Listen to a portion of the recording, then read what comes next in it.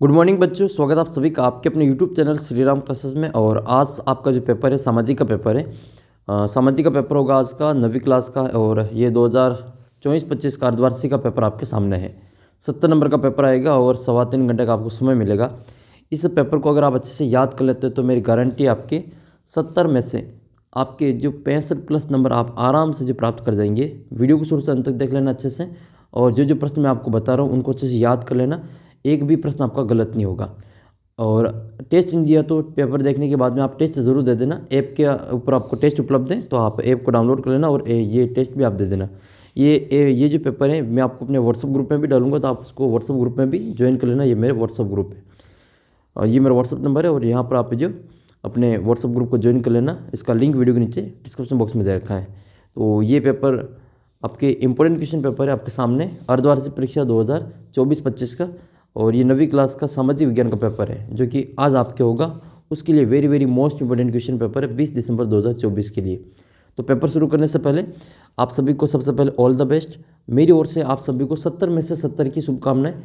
ईश्वर से यही प्रार्थना करता हूँ कि आप सभी के जो पेपर अच्छा होगा और आप सभी के 70 में से 70 नंबर प्राप्त होंगे। ठीक है, तो ये मेरी ओर से आप सभी की तैयारी रहेगी, और आपकी भी तैयारी इसी प्रकार की रहेगी। मैंने जो यहाँ पे वीडियो अपलोड किए वो सारे आपने देख लिए होंगे। ये अंतिम वीडियो है और मेरी ओर से, और आपका सामाजिक का पेपर 70 में से 70 नंबर वाला रहने वाला है। तो आइए वीडियो को शुरू करते हैं। पहला प्रश्न देखते हैं आपके सामने। पहला क्वेश्चन आपके सामने है, क्वेश्चन नंबर 1 है। क्वेश्चन नंबर 1 है कि फ्रांस की महिलाओं को मताधिकार कब हासिल किया। फ्रांस की महिलाओं ने मताधिकार कब हासिल किया। तो ऑप्शन है 1946, 1950, 1947, 1991। तो इसका करेक्ट आंसर जो होगा वो 1946 होगा। 1946 में जो फ्रांस की महिलाओं ने मताधिकार हासिल कर लिया। क्वेश्चन नंबर जो कुछ 4 है इसका, ठीक है, आपके सामने ये PDF है। इसका इंपॉर्टेंट PDF है ये भी, और ये PDF भी आपको अच्छी प्रकार से याद कर लेनी है ताकि आपका एक भी क्वेश्चन गलत नहीं होगा। हूबहू इस PDF में से सारे प्रश्न आपके आ रहे हैं पेपर में। तो फ्रांस में स्त्रियों को वोट डालने का अधिकार कब प्राप्त हुआ, ये 1946 में प्राप्त हुआ था। इसके अलावा इस पार्ट के और कौन कौन से इंपॉर्टेंट है, तो एक तो फ्रांस की क्रांति कब शुरू हुई थी, 1789 में। और ये एक रिवीजन वीडियो है आपके और इम्पोर्टेंट वीडियो है ताकि आप 70 में से 70 नंबर प्राप्त कर सकें। तो वीडियो को शुरू से अंत तक देख लेना ताकि आपके एक भी प्रश्न गलत नहीं होगा। तो फ्रांस की क्रांति 1789 में शुरू होती है, और फ्रांस के क्रांति के समय यहाँ का शासक कौन था, तो यहाँ का जो शासक था वो लुई 16वां था, ये याद कर लेना। और नेपोलियन जो है फ्रांस का सम्राट कब बनता है, तो ये 1804 में बनता है। ये क्वेश्चन आपके बनेंगे। लुई 16वां किस वंश का, तो ये बुर्बो का था, और फ्रांस की क्रांति 1789 में हुई। और ये टाइद क्या है, तो टाइद एक प्रकार का अप्रत्यक्ष कर है। फिर आपके क्वेश्चन आ जाए कि फ्रांस की क्रांति, इसके बाद में आपके द स्पिरिट ऑफ लॉज, ये किताब किसकी है, तो ये मोंटेस्क्यू की किताब है। और फिर आपके स्टेट जनरल का अधिवेशन कहाँ पे हुआ था, तो ये आपके वर्साई में हुआ था। इसके अलावा आपको याद कर लेना the social contract, very very most important है, परीक्षा में 100% छपेगी। रूसो के द्वारा ये लिखी गई थी। और बास्टिल का पतन कब हुआ था, तो बास्टिल का जो पतन हुआ था, बास्टिल का पतन वो 14 जुलाई 1789 को होता है। तो इसका उत्तर अपन क्या करेंगे, 14 जुलाई 1789 को ये बास्टिल का दुर्ग है उसका पतन होता है। और यहाँ पर जो राजतंत्र का प्रतीक है, ये बास्टिल का पतन जो है वो राजतंत्र का पतन का प्रतीक है। फिर इसके बाद में आपको याद कर लेना है कि इस क्रांति का बाइबल किस पुस्तक को कहा जाता है, तो द स्पिरिट ऑफ लॉज पुस्तक को क्या कहा जाता है, क्रांति का बाइबल कहा जाता है। वाटरलू का युद्ध में किसकी हार हुई थी, तो 1815 में वाटरलू का युद्ध हुआ था, और इस युद्ध में नेपोलियन की हार हुई थी। और 1804 में नेपोलियन ने खुद को फ्रांस का सम्राट घोषित कर दिया था। ये आपको अच्छे से याद कर लेना है इस पार्ट से। प्रश्न आपसे पूछे कि ये टाइद क्या है, तो टाइद एक प्रकार का क्या है, धार्मिक कर जो कि चर्च के द्वारा वसूला जाता था। चर्च के द्वारा जो कर वसूला जाता था वो क्या है, आपके टाइड है, टाइद। जबकि टाइल क्या है, तो टाइल एक प्रकार का प्रत्यक्ष कर है। याद रखें, टाइल एक प्रकार का प्रत्यक्ष कर है। तो फिर ये टाइल तो प्रत्यक्ष कर है, टाइल कैसा पर है, टाइल जो है आपके प्रत्यक्ष है। एक तो है टाइल और एक आपके टाइद है। तो टाइद भी आपको याद कर लेना है, टाइद आपके अप्रत्यक्ष है, टाइद आपके अप्रत्यक्ष है, और ये चर्च के द्वारा वसूल किया जाता है। तो दोनों ही याद कर लेना, टाइद और टाइल। तो ये टाइद है जो कि आपके अप्रत्यक्ष कर है, और ये चर्च के द्वारा वसूल किया जाता है। ठीक है, और ये टाइल जो आपका प्रत्यक्ष कर है। फिर आपके अगला प्रश्न है नाजीवाद का उदय किस देश में हुआ, तो ये आपके जर्मनी में होता है। इसका आंसर का अपन क्या करेंगे, जर्मनी में करेंगे। नाजीवाद का जो उदय है वो आपके जर्मनी में हुआ। तो ये आपका प्रश्न है कि नासी शब्द की उत्पत्ति कैसे होती है। तो नासी शब्द जो है आपके एक जर्मन भाषा का शब्द है जो कि नात्सियोनाल से बना है और इसके प्रारंभिक अक्षरों से लेकर ये नाजीवाद बनाया गया है, जो कि कहाँ पे उत्पन्न होता है। तो नाजीवाद जो है आपके जर्मनी में उत्पन्न होता है। जो हिटलर वाला पार्ट है आपका तीसरा पार्ट, उससे प्रश्न ये आपके पूछा गया है। ये आपके नाजीवाद वाला पार्ट है पूरा।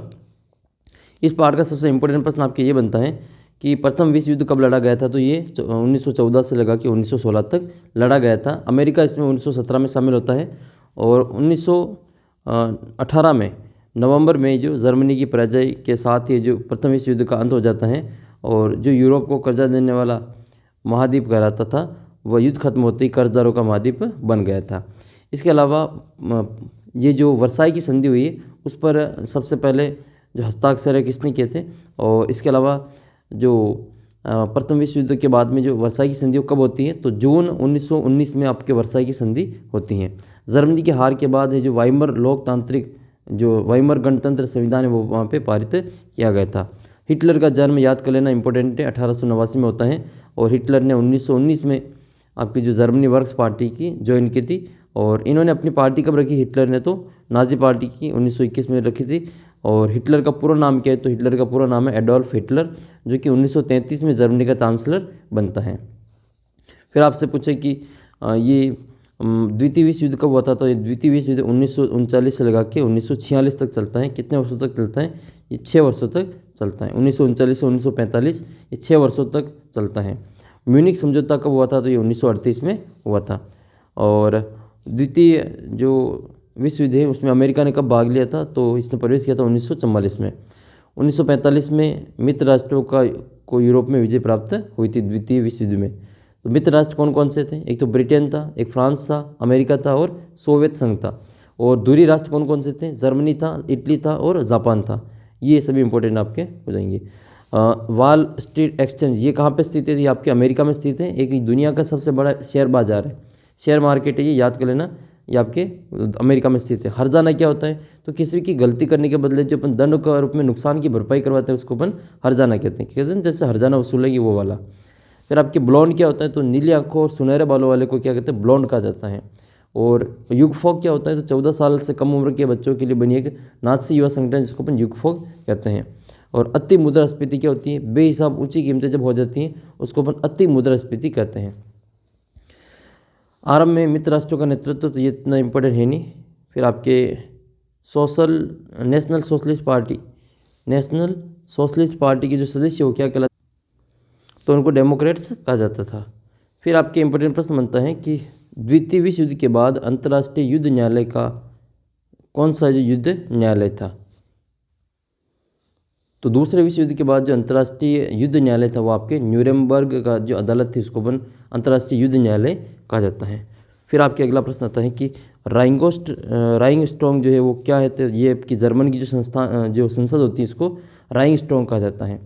फिर प्रथम विश्व युद्ध में सारी तबाही का जिम्मेदार किसे ठहराया गया, तो ये जर्मनी को ठहराया गया था। तो इसको भी आप अच्छे से याद कर लेना। फिर आपके अगला जो प्रश्न है वो इम्पोर्टेंट बनता है ये कि जर्मनी की मुद्रा क्या है। जर्मनी की मुद्रा क्या है, तो जर्मनी की मुद्रा जो आपकी क्या हो जाएगी, मार्क हो जाएगी। जब कीमतें बेहिसाब बढ़ जाती है तो उस स्थिति को क्या कहते हैं, तो अति मुद्रा स्फीति कहते हैं, उसको अति मुद्रा स्फीति कहा जाता है। फिर आपके नेक्स्ट जो क्वेश्चन इंपॉर्टेंट है वो आपके है कि हिटलर के जो पूरा नाम वो उपनाम क्या था वो आपको याद रखना है। हिटलर को एडोल्फ हिटलर कहा जाता था। एक आपके ये जो हिटलर की जो ऐतिहासिक बेवकूफ़ी है वो क्या थी, आप कमेंट करके बताना हिटलर की ऐतिहासिक बेवकूफ़ी क्या है। आपके परीक्षा में ये प्रश्न 100% पूछा जाएगा। अगर आपको नहीं पता हो तो आप गूगल पे सर्च कर लेना और उसको याद कर लेना और आप कमेंट करके बताना। ये प्रश्न आपके 100% पूछा जाएगा कि हिटलर की जो ऐतिहासिक बेवकूफ़ी क्या थी। फिर अमेरिका द्वारा जापान के किस शहर पर जो परमाणु बम गिराया गया था, तो ये आपके हिरोशिमा पर परमाणु बम गिराया गया था। याद रखें, हिरोशिमा पर परमाणु बम गिराया गया था। फिर हिटलर का उपनाम क्या था, तो हिटलर का जो उपनाम है आपके एडोल्फ था। ये आपके पूरा नाम था ये हिटलर का एडोल्फ। नेक्स्ट है, मेरे राज्य की सबसे महत्वपूर्ण नागरिक माँ है, ये किसने कहा था। मेरे राज्य की सबसे महत्वपूर्ण नागरिक माँ है, ऐसा किसने कहा था। तो ऐसा कहने वाले कौन थे, ये हिटलर ही थे, हिटलर के द्वारा लिखा गया था। मित्र राष्ट्र में कौन कौन सम्मिलित है, तो ब्रिटेन, फ्रांस और रूस ये आपके मित्र राष्ट्र में सम्मिलित हैं। आपको कमेंट करके बताना है कि दूरी राष्ट्र में कौन कौन थे, दूरी राष्ट्र में कौन कौन थे, ठीक है। तो दूरी राष्ट्र के अंदर जो आने वाले हैं उनको आपको नाम बताना है। नेक्स्ट है, नवंबर के अपराधित कहकर किसका मजाक उड़ाया जाता था, तो ये जो वाइमर गणराज्य है उसके समर्थकों का ये मजाक उड़ाया जाता था। नेक्स्ट क्वेश्चन है, जर्मनी में जो स्पार्किस्ट पार्टी लीग थी उसकी जो मुख्य मांग क्या थी, तो उसकी मुख्य मांग थी जर्मनी में सोवियत संघ की जो सरकार बनाना, ठीक है। ऑप्शन सी इसका करेक्ट आंसर होगा। प्रथम विश्व युद्ध के लिए किसको जिम्मेदार ठहराया गया, तो ये आपके जर्मनी को ठहराया गया था। प्रथम विश्व युद्ध का सर्वाधिक प्रभाव यूरोप महाद्वीप पर पड़ा था। और इसके अलावा इंपॉर्टेंट प्रश्न है कि प्रथम विश्व युद्ध के बाद जर्मनी में कौन से गणतंत्र की स्थापना हुई, तो वाइमर गणतंत्र की स्थापना उसमें की गई थी। और हिटलर ने पोलैंड पर जो आक्रमण किया था वो कब किया था जी, सितंबर 1939 में किया था। तो सितंबर 1939 में किया था। और जर्मनी का चांसलर कब बना हिटलर, तो ये 1933 में बना था। फिर आपके इंपॉर्टेंट प्रश्न इस पार्ट के इंपॉर्टेंट प्रश्न है कि अमेरिका कब जो मित्र राष्ट्र में शामिल हुआ, तो ये 1917 में हुआ था। वाइमर गणतंत्र को किस संधि पर जो हस्ताक्षर करने पड़े, तो उसको वर्साई की जो संधि थी उस पर हस्ताक्षर करने पड़े। प्रथम विश्व युद्ध के बाद मित्र राष्ट्रों ने जर्मनी के किस प्रदेश पर अधिकार कर लिया, तो ये राइनलैंड पर अधिकार कर लिया था। इसके अलावा आपका जो ये हिटलर है इसका जन्म कब हुआ और कहाँ पे हुआ था, तो 1889 में ये ऑस्ट्रिया में हुआ था। 1889 में ऑस्ट्रिया में। जर्मनी प्रथम विश्व युद्ध के बाद जर्मनी में किस गणराज्य का जन्म हुआ, तो ये वाइमर गणराज्य का जन्म हुआ था। जर्मनी की संसद को किस नाम से जानते हैं, तो ये आपके राइक्सटैग जो है उसके नाम से जाना जाता है।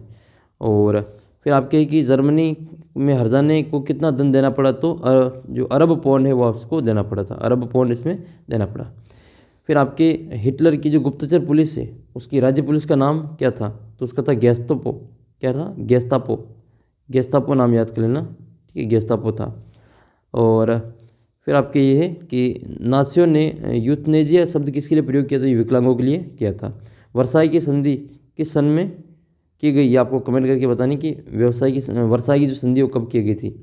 मीन कैंप का लेखक कौन था, तो ये हिटलर था। हिटलर की किताब है ये मीन कैंप, याद कर लेना, मीन कैंप ये आपके हिटलर की किताब थी। फिर आपके प्रश्न आ जाए कि ये नाइट ब्रोकन ग्लास के नाम से किस घटना को याद किया जाता है, तो ये नाइट ब्रोकन जो ग्लास है वो हिटलर के द्वारा जो 1938 में यहूदी प्रार्थना घर को जलाना, उनकी संपत्ति को तहस नहस कर देना, ये जो घटना है इसको क्या कहा जाता है, नाइट ब्रोकन ग्लास के नाम से जाना जाता है। Very very most important question है, ये वाला प्रश्न छपेगा। और डॉप्स योजना क्या है, तो जर्मनी को आर्थिक संकट से निकालने के लिए अमेरिका द्वारा बनाई गई योजना को डॉप्स योजना कहते हैं। दूरी राष्ट्र में कौन कौन शामिल थे, तो जर्मनी, इटली और जापान शामिल थे। मित्र राष्ट्र में कौन शामिल थे, तो इंग्लैंड, फ्रांस, रूस और अमेरिका ये इसमें आपके शामिल थे, ठीक है। फिर आपके अगला प्रश्न है कि युंगकॉफ क्या था, तो युंगकॉफ 10 से 14 साल के बच्चों का नाज़ी युवा संगठन था, उसको युंगकॉफ कहा जाता है। वर्साई की संधि, तो वर्साई की संधि ये जो मित्र राष्ट्रों द्वारा जो दूरी राष्ट्रों में से एक जर्मनी से जो की गई थी, ये प्रथम विश्व युद्ध के बाद 1919 में की गई थी। फिर आपको जो नाजीवादी जो विचारधारा है वो क्या है, इसके बारे में बताएं। तो नाजीवाद जो है वो जर्मन तानाशाह एडोल्फ हिटलर की जो ये विचारधारा थी, ये कट्टर जर्मन राष्ट्रवाद, देश प्रेम और विदेशी विरोधी आर्य और जर्मन हित की इस विचारधारा में मूल अंग थे। और नाजीवादी विचारधारा मार्क्सवाद, लोकतंत्र, औद्योगिकरण आदि का पूरी तरह से विरोध करती थी। यह विचारधारा तानाशाही में विश्वास करती थी। फिर आपके प्रश्न आ जाए कि वाइमर गणराज्य के सामने क्या समस्या थी, तो वाइमर गणराज्य के सामने जो कई सारी समस्याएं थी, इसमें आप देख सकते हैं। इसमें तो पहली समस्या ये कि प्रथम विश्व युद्ध के बाद जर्मनी पर थोपी गई वर्साई की कठोर एवं अपमानजनक संधि के लिए अधिकांश जर्मनवासी वाइमर गणराज्य को ही जिम्मेदार मानते थे। रूसी क्रांति की सफलता से जर्मनी के कुछ भागों में साम्यवादी प्रभाव तेजी से बढ़ा और युद्ध में अपराधी रूप से जर्मनी पर 6 अरब पौंड का जो जुर्माना लगाया गया था, जिसे चुकाना है जो वाइमर गणराज्य का जो असमर्थ था, ठीक है। कितना जुर्माना लगाया गया, 6 अरब पौंड। और जर्मनी द्वारा हर्जाना चुकाने से इनकार करने पर फ्रांस ने जो जर्मनी के औद्योगिक क्षेत्र रूर पर जो कब्जा कर लिया था, ये नाम याद कर लेना, रूर पर कब्जा कर लिया था, जिसके कारण भी वाइमर गणराज्य की प्रतिष्ठा पर बहुत ठेस पहुंची थी। और 1929 में विश्वव्यापी जो आर्थिक मंदी हुई थी, उससे बड़ी महंगाई को नियंत्रित करना वाइमर गणराज्य में असफल रहा था। ये प्रमुख समस्याएं आपको पूछी जाएगी, आप इसे अच्छे से स्क्रीनशॉट लेके याद कर लें। फिर आपके अगला प्रश्न क्वेश्चन नंबर 3 है, कर्क रेखा किस राज्य से गुजरती है, तो कर्क रेखा है जो गुजरात से होकर गुजरती है। इसका उत्तर अपने ऑप्शन में गुजरात है, तो गुजरात से ही गुजरेगी। वो अब मैंने आपको बता रखी है कितने राज्यों से गुजरती थी, 8 राज्यों से गुजर सकती हैं। अब मैं आपको ये नहीं बताऊंगा कि किन किन राज्यों से गुजरती है, वो आपको कमेंट करके बताना है। मैंने आपको ट्रिक भी बता रखी इसको याद करने की, तो वो ट्रिक भी आपको याद होगी। कमेंट सेक्शन में आपको लिख के बताने की वो जो 8 राज्यों से वो रेखा गुजरती है उसकी ट्रिक क्या है, कौन कौन से वो 8 राज्य है जहाँ से रेखा गुजरती है, लाइन टू लाइन मैंने आपको बता रखा है। तो जल्दी से कमेंट कर दीजिए सबसे पहले कौन कमेंट करता है, वो ट्रिक कौन बताता है। तो कई विद्यार्थियों ने कमेंट किया होगा, बिल्कुल धन्यवाद, बिल्कुल सही आपने कमेंट किए हैं। मित्र पर गमछा जार ये एक शॉर्ट ट्रिक है और इसमें के माध्यम से आपको 8 राज्यों के नाम याद हो गए थे। मिजोरम है, त्रिपुरा है, पश्चिम बंगाल है, राजस्थान है, गुजरात है, मध्य प्रदेश और छत्तीसगढ़ और राजस्थान, ये 8 राज्य जहाँ से होकर ये कर्क रेखा गुजरती है। आप कमेंट करके बताओ कि भारतीय जो मानक समय रेखा है जिसको अपन याम्योत्तर रेखा कहते हैं, याम्योत्तर समय रेखा कहते हैं, तो याम्योत्तर रेखा जो है वो भारत के कितने डिग्री से होकर गुजरती हैं, कौन सी रेखा को कहा जाता है और भारत में ये कहाँ से होकर गुजरती हैं। तो कर्क रेखा जो गुजरती है वो कर्क रेखा का मान कितना है, तो 23.5 डिग्री उत्तरी अक्षांश से। और भारत के इस महाद्वीप में, तो भारत एशिया महाद्वीप में भारत का क्षेत्रफल विश्व का कितना प्रतिशत है, 2.4% है। इसके अलावा भारत के उत्तर में स्थित नवीन जो वलित पर्वत श्रृंखला वो कौन सी, तो हिमालय है। और नवनिर्मित केंद्र शासित प्रदेश जम्मू कश्मीर लद्दाख है। और कर्क रेखा कितने राज्यों से गुजरती थी, 8 राज्यों से गुजरती है। सबसे पूर्वी देशांतर, वेरी मोस्ट इंपॉर्टेंट प्रश्न पूछेगा, सबसे पूर्वी देशांतर कौन सा है, तो 97 डिग्री 25 मिनट पूर्वी देशांतर होगा। अरुणाचल प्रदेश और गुजरात का स्थानीय समय में कितना अंतर हो सकता है, तो ये 2 घंटे का अंतर होता है। भारत के दक्षिण में कौन सा सागर है, तो हिंद महासागर है। अरब सागर में कौन सा द्वीप है, तो आपके लक्षद्वीप है। और बंगाल की खाड़ी में अंडमान निकोबार है। और ये श्रीलंका और जो मालदीव है इनको अपन द्वीपीय देश कहते हैं। ये कौन से देश है, द्वीपीय देश है, भारत के 2 पड़ोसी देश हैं। भारत का जो क्षेत्रफल है वो 32.8 लाख वर्ग किलोमीटर है, याद कर लेना। भारत का सबसे दक्षिणतम बिंदु, इसको अपन इंदिरा पॉइंट कहते हैं, क्या कहते हैं, इंदिरा पॉइंट के नाम से जाना जाता है। अरब सागर भारत के किस दिशा में स्थित है, तो अरब सागर भारत की जो पश्चिम दिशा में स्थित है। भारत की किस दिशा में है, ये पश्चिम दिशा में स्थित है। और भारत के पश्चिम पूर्व दिशा में कौन सी जलीय संरचना है, तो वो बंगाल की खाड़ी है, ठीक है, वो बंगाल की खाड़ी हो जाएगी। भारत की जो तटीय सीमा है उसकी लंबाई याद कर लेना आपको, वेरी मोस्ट इंपॉर्टेंट है। जो समुद्र के साथ जो सीमा लगती है उसको तटीय सीमा कहते हैं। तो उसकी लंबाई कितनी है, तो इसकी लंबाई है 7,516 किलोमीटर, याद कर लेना 7,516 किलोमीटर।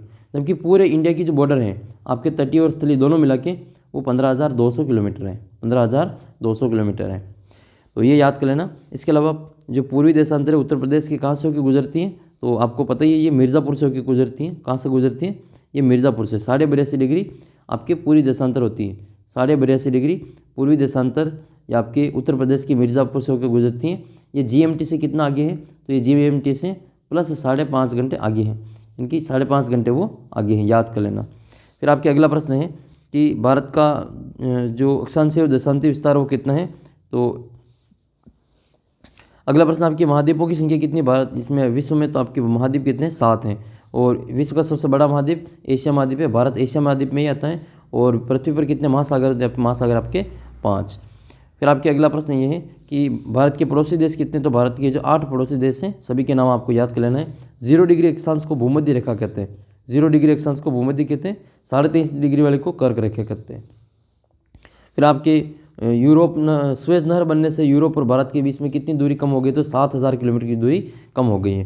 फिर आपको याद कर लेना है कि जो उत्तर और पश्चिम में भारत की जो उत्तर पश्चिम में पड़ोसी देश है उसका नाम क्या है, तो चीन और म्यांमार है।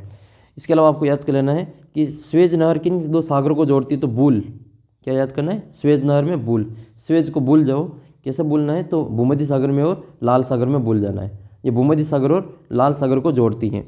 इसके अलावा भारत के जो द्वीपीय स्थिति वाले देश कौन से, तो भारत की जो द्वीपीय स्थिति वाले देश हैं वो आपके एक तो द्वीप वाले कौन से, एक तो म्यांमार है और एक आपके श्रीलंका है, दोनों ही द्वीप वाले देश हैं। इसके अलावा आपके अगला प्रश्न है ये कि ये लक्षद्वीप और ये मालदीव आपका जो क्या है ये द्वीपीय देश है। और पूर्व में स्थित पड़ोसी देशों के नाम बताना है, तो पूर्व में स्थित जो पड़ोसी देश हैं वो हो जाएगा अपने चीन और म्यांमार।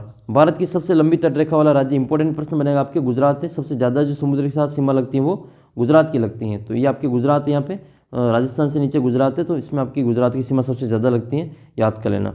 और भारत में केंद्र शासित प्रदेश की संख्या कितनी, तो कितनी लिखोगे अभी, 8 लिख लेना अभी, ठीक है। 2000 अभी नवीनतम जो संख्या वो 8 है, बाकी किताब में अगर 9 लिखी तो 9 लिखोगे तो भी आपके उत्तर सही वो नंबर नहीं काटेंगे।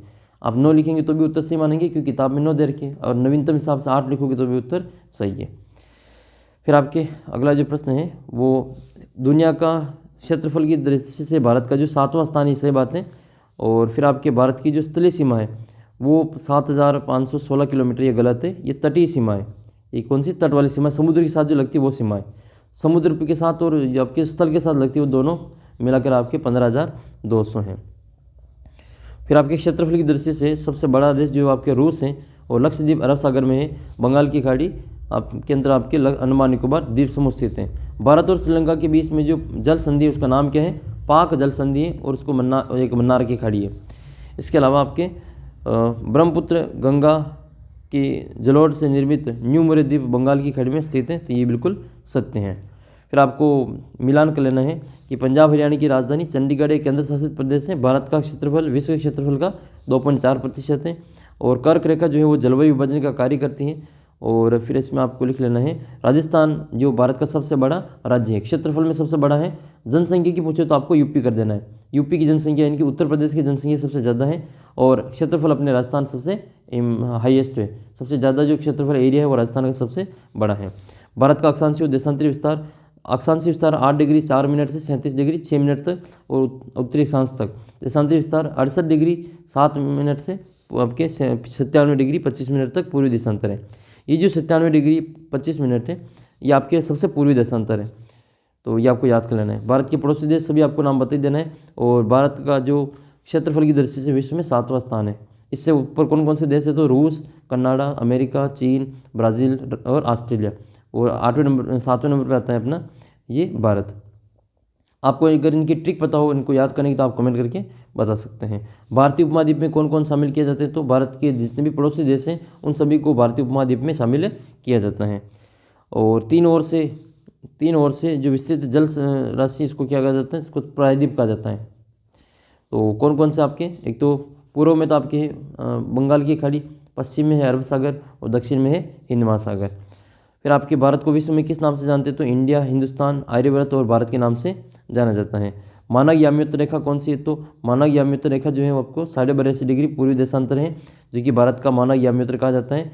ये आपके जो उत्तर प्रदेश के मिर्ज़ापुर से होकर गुजरता है, और इस GMT से यानी कि भारतीय मानक समय से ये जो GMT से 5.5 घंटे आगे है।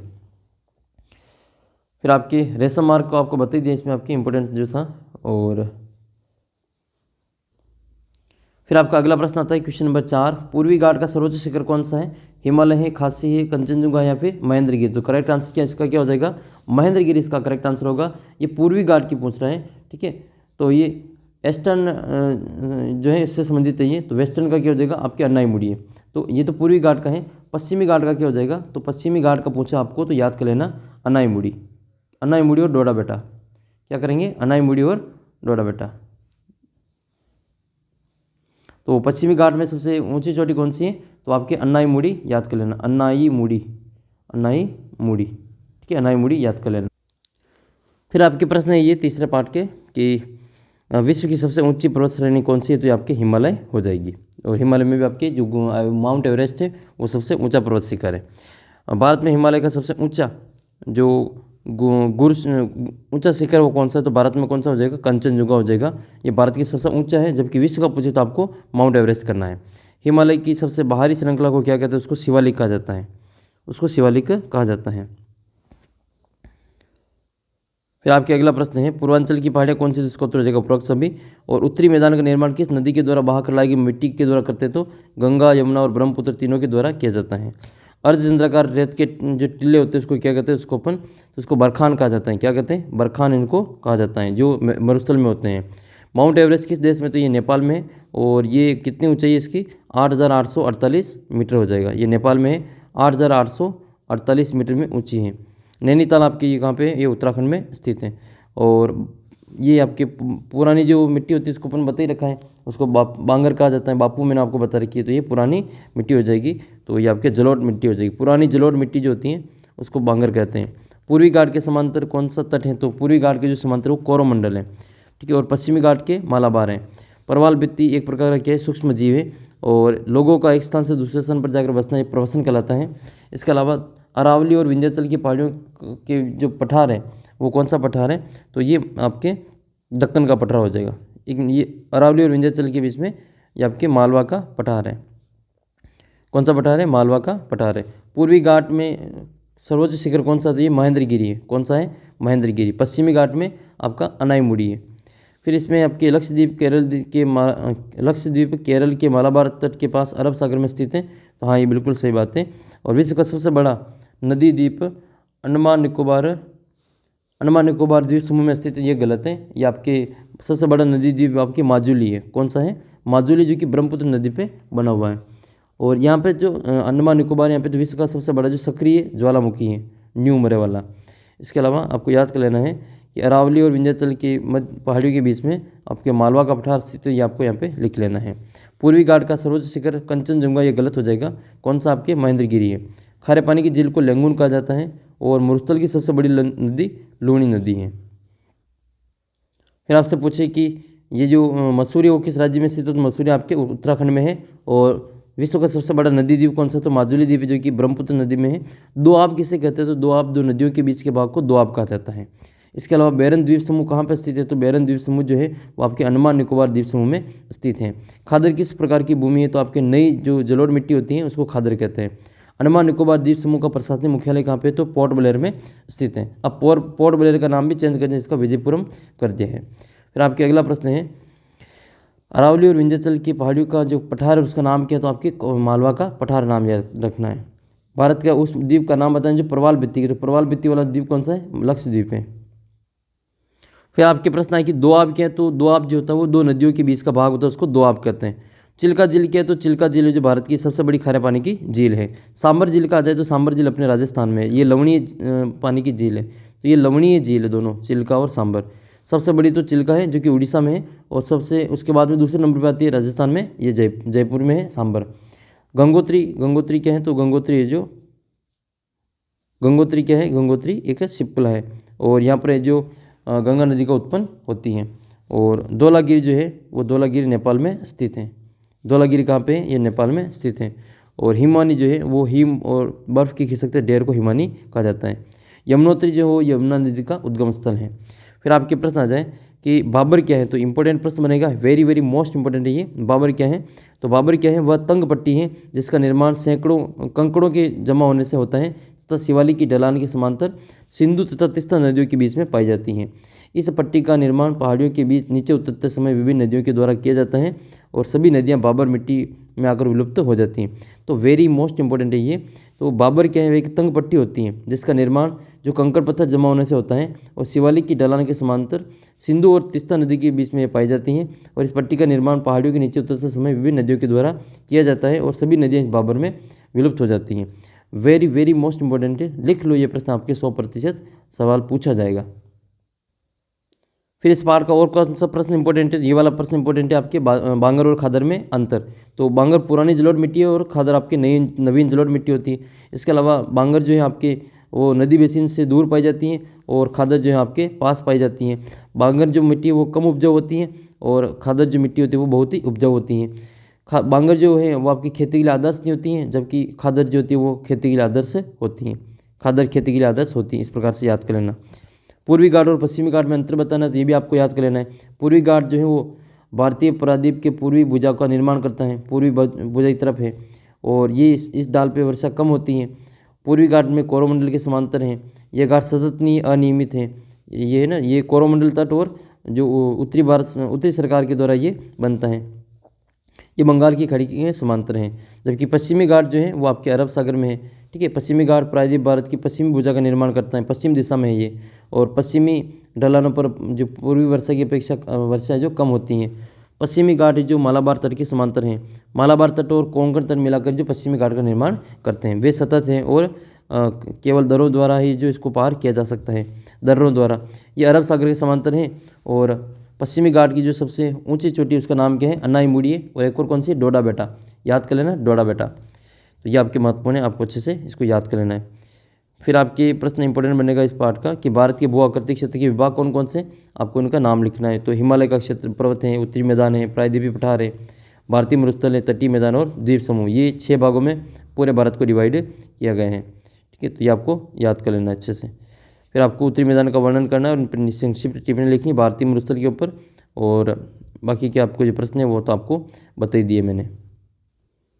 फिर आपके अगला प्रश्न है कि नाव वाले घर और शिकारा के लिए प्रसिद्ध झील कौन सी, तो आपके वुलर झील इसका आंसर हो जाएगा। शीत ऋतु में होने वाली वर्षा को क्या कहते हैं, तो शीत ऋतु में होने वाली वर्षा को मावर कहा जाता है। ठीक है, और जो एक आपके पश्चिम बंगाल में होती हैं उसको काल बैसाखी कहते हैं, वो आपके गर्मी के मौसम में होती हैं काल बैसाखी। तो काल बैसाखी गर्मी के मौसम में होती हैं और इसको बैसाखी कहा जाता है, काल बैसाखी। और ये गर्मी के मौसम में पश्चिम बंगाल में होती है, जबकि राजस्थान में होती है उसको लू कहते हैं। उत्तर भारत में जो गर्मी चल होती है उसको लू कहा जाता है। फिर आपका अगला प्रश्न है कि नगर पालिका का प्रमुख क्या होता है, तो नगर पालिका के प्रमुख को अध्यक्ष कहा जाता है, और ग्राम पंचायत का जो प्रमुख होता है उसको सरपंच कहते हैं, और महापौर जो होता है वो नगर निगम में होता है। अगला प्रश्न है संविधान के बुनियादी मूल्यों और अवधारणाओं को स्पष्ट करने का ढंग को क्या कहते हैं, उसको अपन प्रस्तावना कहते हैं। इसको क्या कहते हैं, प्रस्तावना कहा जाता है।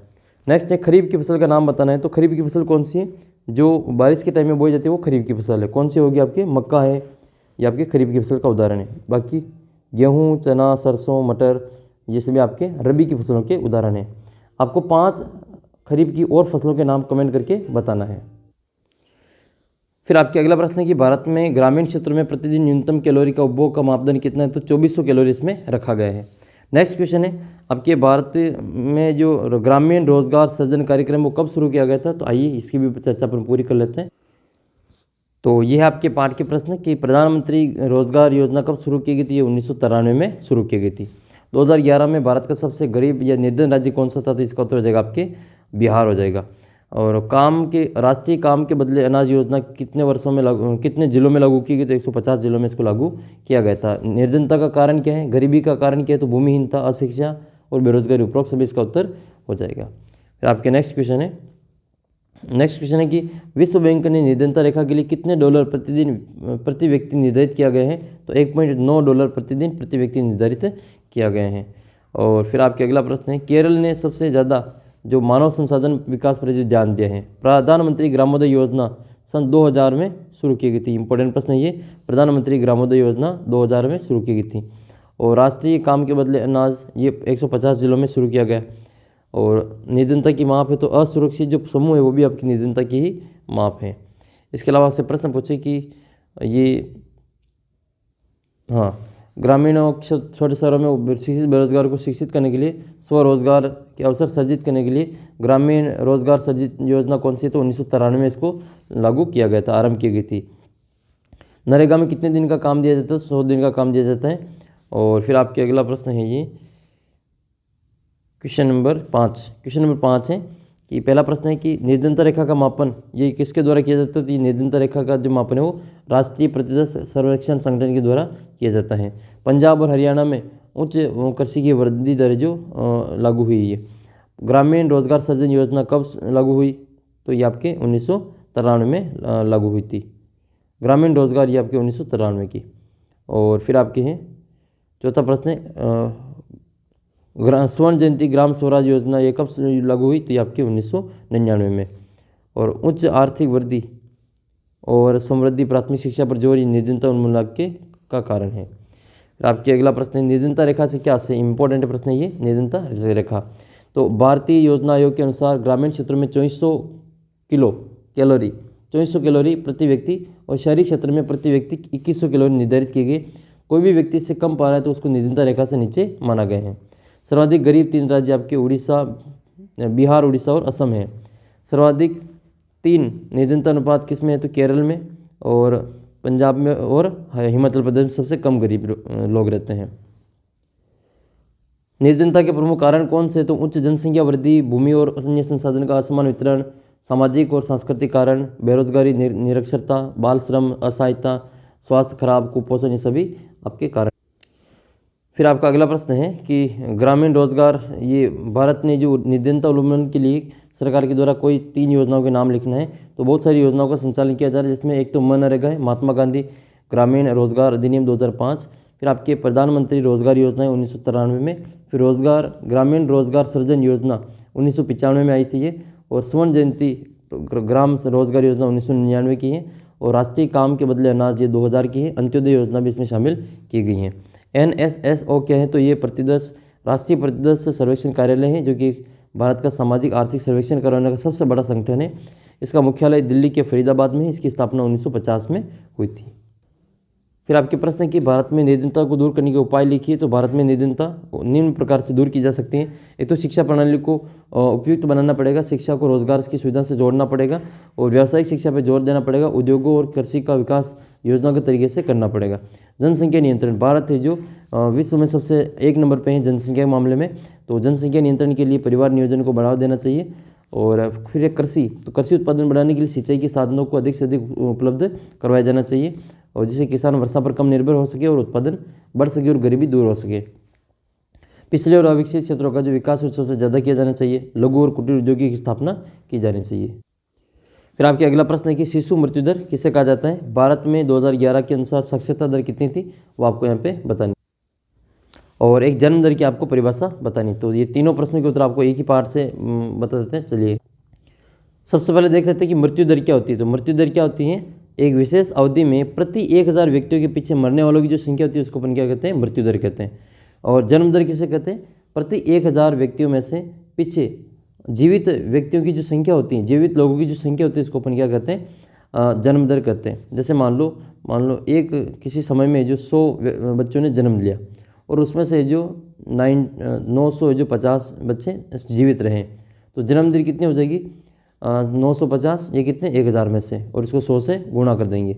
ठीक है, तो 2 0 कट जाएगा और फिर इसका जो उत्तर आ जाएगा वो 95% रह जाएगा। तो 95% है जो जन्म दर रह जाएगी। इस प्रकार से ये जन्म दर और मृत्यु दर निकालते हैं। तो प्रति 1000 जो व्यक्ति हैं, जीवित व्यक्ति हैं, उनकी संख्या को जन्म दर कहते हैं, और 1000 व्यक्तियों के पीछे मरने वालों की संख्या होती है उसको अपन मृत्यु दर कहते हैं। दोनों ही आपको याद कर लेना है। फिर आपके इस पार्ट के और इम्पोर्टेंट प्रश्न बनता है कि देश की उत्पादन क्षमता में वृद्धि में आपको किस में निवेश करना पड़ेगा। तो मानव पूंजी में आपको निवेश करना पड़ेगा।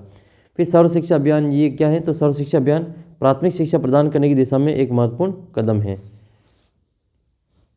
अर्थव्यवस्था के कितने क्षेत्र के, याद कर लेना, अर्थव्यवस्था के 3 क्षेत्र के। 3 क्षेत्र कौन कौन से, तो 3 क्षेत्र दोनों आपको याद कर लेना है। तीनों क्षेत्र आपके इंपॉर्टेंट है। एक तो प्राथमिक क्षेत्र के, इसमें आपके कृषि आता है, पशुपालन आता है, मछली पालन आता है, मुर्गी पालन आता है और खनन आता है। जबकि द्वितीयक जो क्षेत्र आता है उसमें आपके विनिर्माण और उद्योग आते हैं। ठीक है, जितने भी उद्योग हैं वो सारे के सारे आपके द्वितीयक क्षेत्र में आते हैं। और तृतीयक क्षेत्र को सेवा क्षेत्र कहा जाता है। कोई मान लो डॉक्टर है, कोई अध्यापक हैं, तो ये आपके तृतीयक क्षेत्र में आएंगे। शिक्षा हो गया, स्वास्थ्य हो गया, पर्यटन सुविधाएं हो गई, व्यापार हो गया, परिवहन हो गया, बैंकिंग हो गई, बीमा हो गया, ये सभी आपके सेवा क्षेत्र में आते हैं। तृतीयक क्षेत्र में इनको लिखा जाता है। फिर आपके सबसे कम साक्षरता वाला राज्य कौन सा है, तो बिहार है। और सबसे ज़्यादा वाला पूछे तो केरल की साक्षरता सबसे ज़्यादा है और बिहार की साक्षरता सबसे कम है। और फिर इसके अलावा अपन बात करेंगे इसमें नेक्स्ट आपको जो इम्पोर्टेंट प्रश्न बनेगा वो है कि कौन सा क्षेत्र है जो कृषि और उद्योग के संचालन में सहायता पहुँचाता है। ये आपका तृतीयक क्षेत्र के वो इसमें सहायता पहुँचाता है। छिपी हुई बेरोजगारी का दूसरा नाम क्या है, तो अदृश्य बेरोजगारी कहते हैं। और कृषि में ये सबसे ज़्यादा देखने को मिलती है। छिपी हुई बेरोजगारी कृषि में आपको सबसे ज़्यादा देखने को मिलती है। प्राथमिक स्कूलों के बच्चों की उपस्थिति को बढ़ाने के लिए कौन सा कदम उठाया गया है, तो मिड डे मील, MDM जो उठाया गया है, मिड डे मील, दोपहर का भोजन। मिड डे मील, MDM, इसको दोपहर का भोजन कहते हैं। और एक विशेष अवधि में प्रति 1000 व्यक्तियों के पीछे जन्म लेने वाले जो शिशुओं की संख्या है उसको क्या कहते हैं, उसको जन्म दर कहा जाता है। ITI का पूरा नाम क्या होता है, ITI का पूरा नाम क्या होता है, तो ITI का पूरा नाम होता है औद्योगिक प्रशिक्षण केंद्र, इंडस्ट्रियल ट्रेनिंग इंस्टीट्यूट, ये ITI का पूरा नाम होता है। मानव पूंजी क्या है, तो मानव पूंजी क्या है, जब पूंजी को मानव पूंजी बनाने के लिए शिक्षा, प्रशिक्षण, स्वास्थ्य, जीवन स्तर के रूप में निवेश किया जाता है, तब जनसंख्या की गुणवत्ता में सुधार होता है और यही जो बड़ी संपत्ति बन जाती है।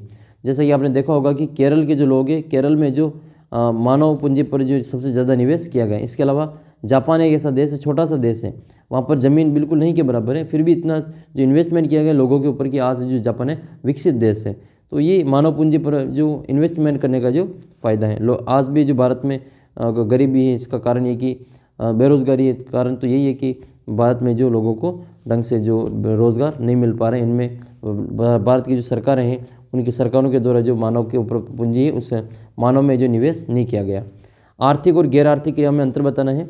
तो आर्थिक क्रियाएं जिनका उद्देश्य धन कमाना होता है उसको अपन आर्थिक क्रिया कहते हैं। आर्थिक का मतलब धन, ये अर्थ युगे पैसा बोलता है।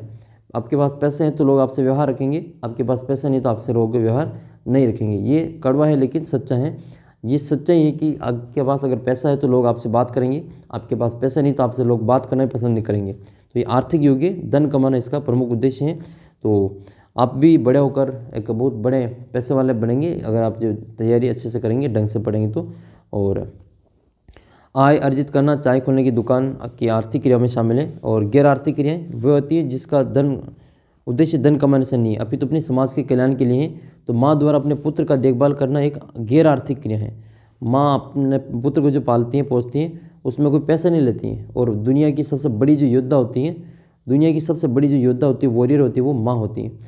माँ के जैसा जो जितना दुख है वो दुनिया में कोई नहीं देख सकता है। और माँ जो किसी बच्चे को जन्म देती है तो वो उसका दूसरा जन्म होता है इस माँ का। तो बहुत ही कष्ट झेलना पड़ता है दुनिया में, सबसे ज़्यादा जो दुख झेलती है वो माँ झेलती है। तो अपनी माँ के लिए इस वीडियो के कमेंट सेक्शन में आई लव माई मॉम ज़रूर लिखना, आई लव माई मॉम, ठीक है। कमेंट करके बताना देखिए कौन कौन है जो अपनी माँ से प्रेम करता है। चैनल को सब्सक्राइब भी कर लेना इस बात पर।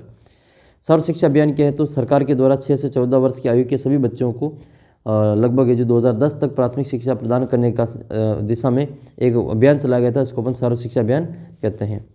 सरकार के द्वारा शिक्षा के क्षेत्र में कौन कौन से अभियान चलाए जा रहे हैं? तो सर्व शिक्षा अभियान है, सेतु पाठ्यक्रम है, स्कूल लौटो शिविर है, दोपहर का भोजन है। ये सभी आपके प्रमुख जो इसका उदाहरण है।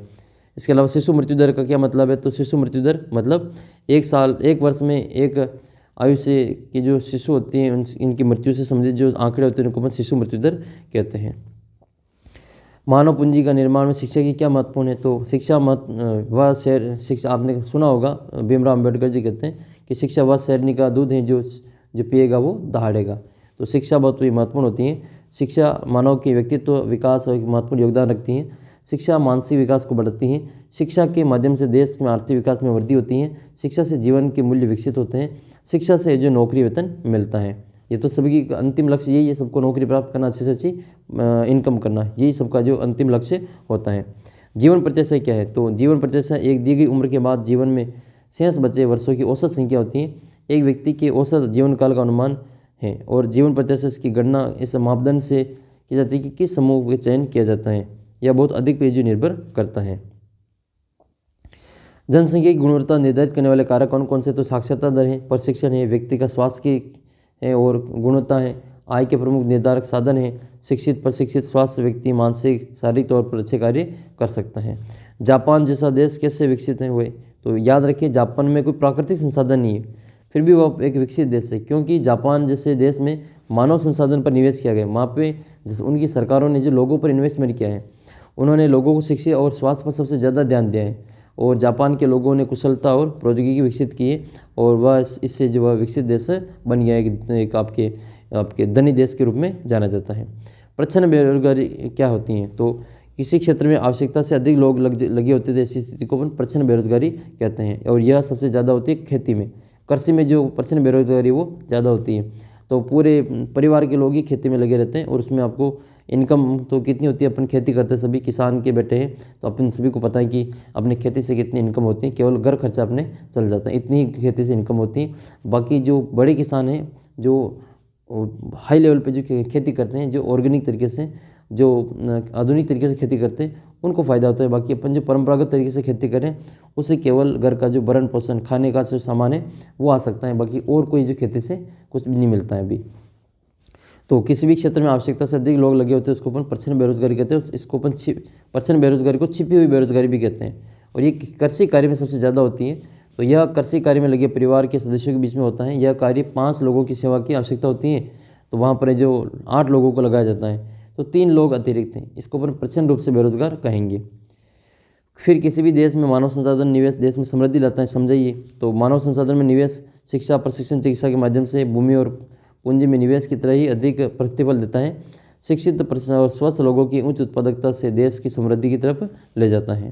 फिर आपको आर्थिक गतिविधियों का विभिन्न क्षेत्रों में कैसे वर्गीकृत किया गया है, इनका एक एक उदाहरण देना है।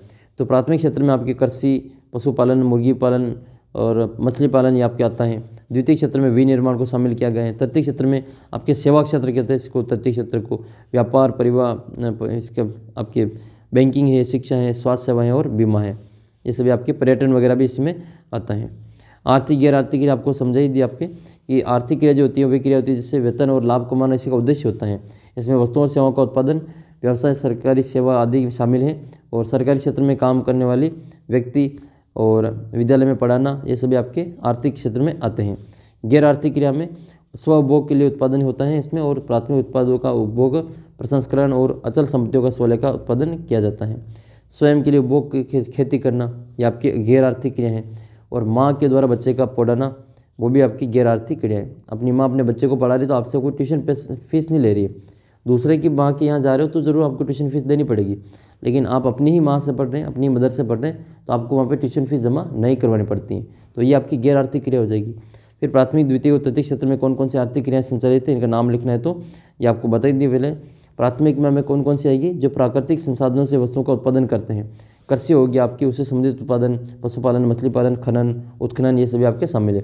द्वितीय क्षेत्र में आपकी क्या होगा कि इस क्षेत्र में जितने भी उद्योग धंधे वो शामिल आपके होते हैं। ये प्राथमिक क्षेत्र से कच्चा माल लेकर जो अंतिम वस्तुओं का निर्माण करते हैं, और शिक्षा से वे आर्थिक अवसरों को बेहतर उपयोग करते हैं। तृतीय क्षेत्र में सेवा क्षेत्रों का उत्पादन होता है, और उसको सेवा क्षेत्र भी कहते हैं। शिक्षा, स्वास्थ्य, संचार, परिवहन, व्यापार, संस्कृति, मनोरंजन, लोक सेवा, लोक प्रशासन आदि इसमें शामिल होते हैं। तो ये था आपके महत्वपूर्ण पाठ। फिर आपके अगला प्रश्न है कि बहुविध फसल प्रणाली क्या है। तो पालमपुर के लोगों के द्वारा अपनाई जाने वाली एक वर्ष में एक से अधिक फसलों का उत्पादन किया जाता था, उसको अपन क्या कहते हैं, बहुविध फसल प्रणाली।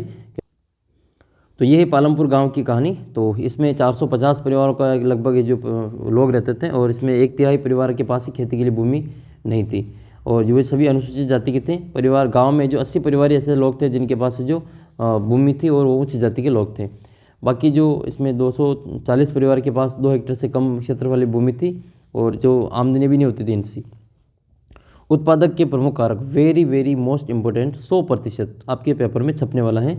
कौन कौन होते हैं, तो भूमि होता है, श्रम होता है, और पूंजी होती है। उपरोक्त सभी उत्तर आपको कर देना है, तीनों ऑप्शन में हो तो, और ये आपको कर लेना है। पहली आवश्यकता क्या है उत्पादन की, तो आपकी भूमि होनी चाहिए, जैसे जल, वन, ये आपके पास में होने चाहिए। दूसरी आवश्यकता श्रम, लोग काम करेंगे।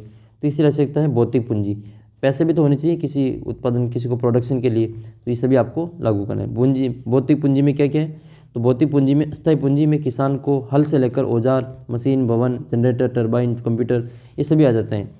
और कार्यशील पूंजी में कच्चा माल और नगद मुद्रा आती है। कार्यशील पूंजी में कौन सा आएगा, कच्चा माल और नगद मुद्रा।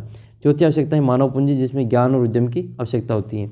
बहुविध फसल प्रणाली क्या होती है, तो एक वर्ष में किसी भूमि पर एक से ज़्यादा फसलें पैदा करना बहुविध फसल प्रणाली कहलाती है। पालमपुर के जो किसान हैं वो सभी किसान कम से कम 2 फसलें उगा देते हैं, वो मुख्य फसलें होती थी। तीसरी फसल के रूप में वो आलू का पैदावार करते थे। भूमि मापने की मानक इकाई क्या है, तो वो हेक्टेयर है। हरित क्रांति का जनक किसको कहा जाता है, तो स्वामीनाथन को कहा जाता है। और भारत में 1960 में ये गेहूँ आई थी, और ये गेहूँ और चावल के लिए सबसे ज़्यादा ये फायदेमंद रही थी। इसके अलावा भारत में पंजाब, हरियाणा और पश्चिमी उत्तर प्रदेश के किसानों ने आधुनिक तरीके से का सबसे पहले प्रयोग किया था। और फिर आपको याद कर लेनी है, भारत में आपकी क्रांति कब शुरू हुई, हरित क्रांति, ये 1960 में। और फिर आपके प्रश्न आ जाएगा स्थायी पूंजी कौन सी है, तो ये यंत्र, भूमि और आपके कंप्यूटर, ये सभी आपके स्थायी पूंजी के उदाहरण हैं। उत्पादन में कौन कौन आते हैं, तो उत्पादन के अंतर्गत श्रम इसमें आपके हो जाएगा। उत्पादन क्रिया की प्रथम आवश्यकता है तो आपके भूमि हो जाएगी, द्वितीय फिर आपका श्रम हो जाएगा, और तीसरा फिर आपका पूंजी हो जाएगी। करीम ने गांव में कौन सा केंद्र खोला, तो कंप्यूटर का केंद्र खोला था। पालमपुर में HIV बीजों का उपज कहाँ तक पहुँच गई, तो 3200 किलोग्राम प्रति हेक्टेयर तक पहुँच गई थी। फिर आपके अगला प्रश्न है, जो अपने परिवार के साथ काम करते उसको छोटे किसान कहते हैं। और पालमपुर गाँव के व्यवसाय का जो मुख्य आर्थिक गतिविधि थी वो कौन सा था, कृषि थी। पूंजी को बढ़ाना संभव है, परंतु भूमि क्या है, स्थिर है, भूमि फिक्स है। भूमि को मापने की इकाई क्या है, हेक्टेयर है। कार्यशील पूंजी का उदाहरण क्या है, नगद है। ठीक है, नगद और कच्चा माल आपके कार्यशील पूंजी के उदाहरण हैं। फिर आपको ये बहुविध फसल की प्रणाली के बारे में बता दिया यहाँ पे, ठीक है, तो ये आपको याद कर लेना है। इसके अलावा ये HIV क्या है, तो HYV, HIV नहीं, ये HYV क्या है, तो HYV का पूरा नाम आपको बता देना है, हाई यील्डिंग वेराइटीज़, ये HIV का पूरा नाम, और HYV का पूरा नाम होता है। बरसात के मौसम में कौन सी फसल उगाते हैं, तो इसमें आपके ज्वार और बाजरा लिख लेना। रबी की फसल में आपके कौन कौन सी आएगी, तो रबी की फसल में आपके गेहूँ, चना, सरसों, टमाटर, मटर, ये सभी आपके आती हैं। तो ये सारी चीज़ें आपको अच्छे से देख लेनी है। उत्पादन, भूमि, श्रम, पूंजी उत्पादक के प्रमुख कारक हैं, तो ये बिल्कुल सत्य बात है। फिर हरित क्रांति का जनक ये स्वामीनाथन को कहा जाता है, एम एस स्वामीनाथन। आधुनिक तरीके से खेती करने वाले राज्य पंजाब, हरियाणा और पश्चिमी उत्तर प्रदेश हैं। गैर कृषि क्रियाएं कौन सी है, तो आपके पालमपुर के लोगों की गैर कृषि क्रियाएं एक तो डेयरी और लघु स्तरीय विनिर्माण। पालमपुर में परिवारों की संख्या कितनी थी, 450 थी। तो ये आपको पालमपुर के परिवारों के 450 लोग हैं, उनकी भूमि का वितरण इस प्रकार से था, ये आप इसमें देख लेना। छोटे किसान वो होते हैं जो परिवार के साथ खेती करते हैं। मझोले और बड़े किसान किसे कहते हैं, ऐसे किसान जो अपने खेतों में काम करने के लिए दूसरे किसानों को किराए पर लाते हैं। स्थायी पूंजी क्या होती है, तो स्थायी पूंजी का मतलब होता है वह पूंजी जिसका प्रयोग कई वर्षों तक होता रहता है, जैसे औजार, मशीनें, भवन, इनको स्थायी पूंजी कहा जाता है। कार्यशील पूंजी कच्चे माल और नकद जो मुद्रा होती है इसको कार्यशील पूंजी कहा जाता है, क्योंकि ये चीज़ें उत्पादन क्रिया के दौरान समाप्त हो जाती है। बहुविध फसल प्रणाली आपको बताई थी, एक वर्ष में किसी भूमि पर एक से अधिक फसल उत्पादन करना बहुविध फसल प्रणाली कहलाती है। फिर आपके पालमपुर के विकास तंत्र के बारे में क्या समस्या है, तो पालमपुर में सड़कों की, परिवहन के साधनों की, बिजली की, सिंचाई की, विद्यालय, शिक्षा और स्वास्थ्य केंद्रों की पर्याप्त विकसित तंत्र था। भौतिक पूंजी जो हमारे रोज़मर्रा के उपयोग में काम आते हैं उसको अपन भौतिक पूंजी कहते हैं। पालमपुर के गांव की जो गैर कृषि क्रिया वो कौन सी थी, तो गैर कृषि क्रिया में एक तो डेयरी का दूध बेचना, लघु स्तरीय विनिर्माण है, हाथ से बनाई गई वस्तुओं को बेचना, व्यापार करना और परिवहन। रासायनिक उर्वरक क्या होते हैं, ऐसे उर्वरक होते हैं, ये ऐसे खनिज होते हैं जो पानी में घुल जाते हैं और पौधों को तुरंत उपलब्ध हो जाते हैं। फिर आपके वस्तु और सेवाओं के उत्पादन में किन किन चीज़ों की आवश्यकता होती है, तो भूमि की, प्राकृतिक संसाधन और श्रम, लोगों जो काम करेंगे, फिर भौतिक पूंजी, उत्पादन में लगने वाली लागत, और मानव पूंजी, कुशल, योग्य और ज्ञानी उद्यम। हरित क्रांति का आपको बता ही दिया इसमें, और बाकी फिर आपकी इम्पोर्टेंट इतना कुछ है नहीं। ये आप क्या आ सकते हैं कि रासायनिक खाद की क्या दुष्परिणाम है, तो रासायनिक खाद जो निरंतर प्रयोग से मिट्टी की गुणवत्ता को कम कर देता है और मिट्टी की उर्वरता क्षमता को भी, उसमें जो जीवाणु होते हैं वो उसको जो नष्ट कर देता है और मिट्टी को पहले की तुलना में कम उपजाऊ हो जाती हैं। फिर आपके अगला प्रश्न है संसद वाला, तो संसद के कितने सदन, संसद के 2 सदन हैं, लोकसभा और राज्यसभा। लोकसभा और राज्यसभा ये संसद के 2 सदन हैं। पूरे भारत को लोकसभा के 543 क्षेत्रों में इसको विभाजित किया गया है। राज्यसभा की जो सीटें हैं वो भारत में 250 हैं, याद कर लेना। राज्यसभा का जो अध्यक्ष होता है उसको सभापति कहते हैं, और सभापति भी वर्तमान में देश के उपराष्ट्रपति हैं, वो वाले हैं सभापति, हमेशा इसके सभापति देश के उपराष्ट्रपति होते हैं। कमेंट करके बताना कि हमारे देश के जो उपराष्ट्रपति हैं उनका नाम क्या है और वो राजस्थान के किस जिले से हैं, ठीक है। तो सभापति का नाम आपको राज्यसभा के कमेंट करके बताना है। लोकसभा के अध्यक्ष ये भी राजस्थान से हैं, इनका भी नाम आपको कमेंट करके बताना है कि वर्तमान में लोकसभा के जो अध्यक्ष हैं वो कोटा बूंदी से भी सांसद हैं, और ये इनका नाम आपको कमेंट करके बताना है। तो ये आपको बताना, राजस्थान में लोकसभा की सीटें कितनी है, तो 25 हैं। सबसे ज़्यादा कहाँ पे, तो सबसे ज़्यादा उत्तर प्रदेश में है, 80 सीटें उत्तर प्रदेश में। उत्तर प्रदेश में सबसे ज़्यादा कितनी है, 80 हैं। राजस्थान के बराबर लोकसभा की सीटें और किस में, तो आंध्र प्रदेश में, उसमें भी आपके 25 ही हैं। राज्यसभा की राजस्थान में कितनी सीटें, तो 10 सीटें हैं। राज्यसभा के जो सदस्य होते हैं उसको सांसद कहते हैं, लोकसभा के सदस्य होता है उसको भी सांसद ही कहते हैं, एमपी कहते हैं अंग्रेजी में, मेंबर ऑफ पार्लियामेंट। जबकि विधानसभा के जो सदस्य होता है, विधानसभा के सदस्य उसको क्या कहते हैं, उसको विधायक कहते हैं, एमएलए कहते हैं। चाचा विधायक है हमारे, वो वाला, तो विधायक कहते हैं, एमएलए कहते हैं। एमएलए चाचा विधायक है हमारे, तो ये एमएलए कहते हैं उसको, member of legislative assembly. Rajasthan में कितने एमएलए, 200 एमएलए। आप सभी ने अपने अपने एमएलए का नाम कमेंट करके बता ही दिया होगा, नहीं बताया हो तो आप कमेंट करके और बता देना कि आपका जो एमएलए है उनके नाम क्या हैं। और विधानसभा के अध्यक्ष कौन है अभी वर्तमान में, अजमेर से हैं ये, वासुदेव देवनानी। नेक्स्ट क्वेश्चन है चुनावी धांधली को कौन रोकता है, तो ये चुनाव आयोग को रोकता है। शासकों का चुनाव जनता के द्वारा किया जाता है, उसको अपन क्या कहते हैं, उसको अपन लोकतांत्रिक सरकार कहते हैं, उसको लोकतंत्र कहा जाता है। और लोकतंत्र की परिभाषा जो अब्राहम लिंकन ने दी थी कि जनता का जनता के लिए, जनता के द्वारा चलाए जाने वाले शासन को क्या कहते हैं, लोकतंत्र कहा जाता है। तो आइए पहले लोकतंत्र की बात कर ही लेते हैं। लोकतंत्र है क्या, तो लोकतंत्र क्या है, आपके इंपॉर्टेंट फैक्ट बनेगा। लोकतंत्र की परिभाषा लिखनी है तो लोकतंत्र की आपको पहले अर्थ बताना है। तो लोकतंत्र एक शब्द है डेमोक्रेसी, तो डेमोक्रेसी अंग्रेजी भाषा का शब्द है, और ये जो शब्द है वो यूनानी शब्द डेमोक्रेसी से बना है। लोकतंत्र तो शब्द है आपकी, डेमोक्रेसी वो तो इंग्लिश का शब्द है, लेकिन ये बना किससे, लोकतंत्र ये डेमोक्रेसी से बना है, जो कि यूनानी वर्ड है। तो अगर आपके ऑप्शन में डेमोक्रेसी किस शब्द से बना है ऐसा आ जाए तो आपको यूनानी करना है, और डेमोक्रेसी किस भाषा का शब्द है तो आपको अंग्रेजी करना है। तो यूनानी भाषा में 2 शब्द है, डेमोस और आपकी क्रेसिया। तो डेमोस का मतलब होता है लोग और क्रेसिया का मतलब होता है शासन। तो ये डेमोक्रेसी का मतलब होता है लोकतंत्र, जिसका अर्थ क्या होता है, लोगों का शासन। लोकतंत्र एक ऐसा शासन है जिसमें शासकों का चुनाव जनता करती है, इसको अपन लोकतंत्र कहते हैं। अभी यही क्वेश्चन आया था तो ये आपको याद कर लेना है। अतः लोकतंत्र की परिभाषा जो आपको दी गई थी अब्राहम लिंकन के द्वारा, याद कर लेनी है। लोकतंत्र ऐसी सरकार है जो लोगों की हो, लोगों के लिए हो, लोगों के द्वारा बनाई गई हो। तो जनता के लिए, जनता के द्वारा चलाए जाने वाले शासन को लोकतंत्र कहा जाता है। लोगों का लोगों के लिए, लोगों के द्वारा चलाए जाने वाले शासन को लोकतंत्र कहते हैं। लोकतंत्र निष्पक्ष और स्वतंत्र चुनाव पर आधारित होता है। ये आपके वेरी मोस्ट इंपॉर्टेंट है। लोकतंत्र में हर वयस्क नागरिक का जो एक वोट होता है, और लोकतांत्रिक सरकार संवैधानिक कानूनों और नागरिक अधिकारों के आधार पर ही काम करती है। नेल्सन मंडेला ये कहा कि नेता थे जो दक्षिण अफ्रीका के नेता थे। लोकतंत्र के लिए क्या आवश्यक है? तो स्वतंत्र और निष्पक्ष चुनाव आवश्यक है। फिर आपके अगला प्रश्न है, भारत में वयस्क मताधिकार की जो उम्र है वो कितनी है? तो 18 साल की उम्र के लोग वोट दे सकते हैं। सरोजनी नायडू ये कौन है? तो ये उत्तर प्रदेश की पहली राज्यपाल थी। उत्तर प्रदेश की पहली राज्यपाल थी सरोजनी नायडू। और जनता के लिए, जनता के द्वारा चलाए जाने वाला शासन को क्या कहते हैं? लोकतंत्र कहते हैं। ये कथन किसने कहा था? ये अब्राहम लिंकन, जो कि अमेरिका के राष्ट्रपति हुआ करते थे। विश्व के अधिकतर देशों में कौन सा शासन कायम है? तो ये लोकतंत्र ही कायम है। आपको 5 देशों के नाम बताने हैं जहाँ पर लोकतांत्रिक सरकार है। तो एक तो अपना भारत ही हो जाएगा, एक अमेरिका हो जाएगा, एक रूस हो जाएगा। इस प्रकार से आप जो लोकतंत्र की सरकारों का नाम ले सकते हैं। डेमोक्रेसी शब्द किस भाषा का शब्द है? तो डेमोक्रेसी जो शब्द है वो वैसे तो इंग्लिश का शब्द है, अंग्रेजी भाषा का शब्द है। आपके ऑप्शन में अंग्रेजी नहीं है तो फिर अपन क्या करेंगे? यूनानी करेंगे। और अगर आपके अंग्रेजी दे रखा ऑप्शन में कि डेमोक्रेसी किस भाषा का शब्द है, तो आपको करना है अंग्रेजी, और किस भाषा से लिया गया है। ये प्रश्न देखो, लैंग्वेज समझना क्वेश्चन की, तभी आप जो सही उत्तर कर पाएंगे। तो डेमोक्रेसी शब्द जो लिया गए हैं वो यूनानी भाषा से लिया गए हैं। इसके 2 शब्द हैं, डेमोक्रेसिया, जिसमें डेमोस और क्रेसिया है, तो उससे बनाइए।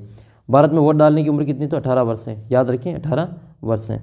और फिर एक और प्रश्न था आपके, ये तीसरा प्रश्न आपके है कि दक्षिण अफ्रीका गणराज्य कब बना? तो 26 अप्रैल 1994 को बना। नेक्स्ट क्वेश्चन की ओर बढ़ते। क्वेश्चन नंबर है, अगला प्रश्न आपके, आन सान सू की ये किस देश की है? तो ये म्यांमार की। आन सान सू की म्यांमार की है। संयुक्त राष्ट्र संघ की सुरक्षा परिषद में कितने देश हैं? तो 5 देश हैं।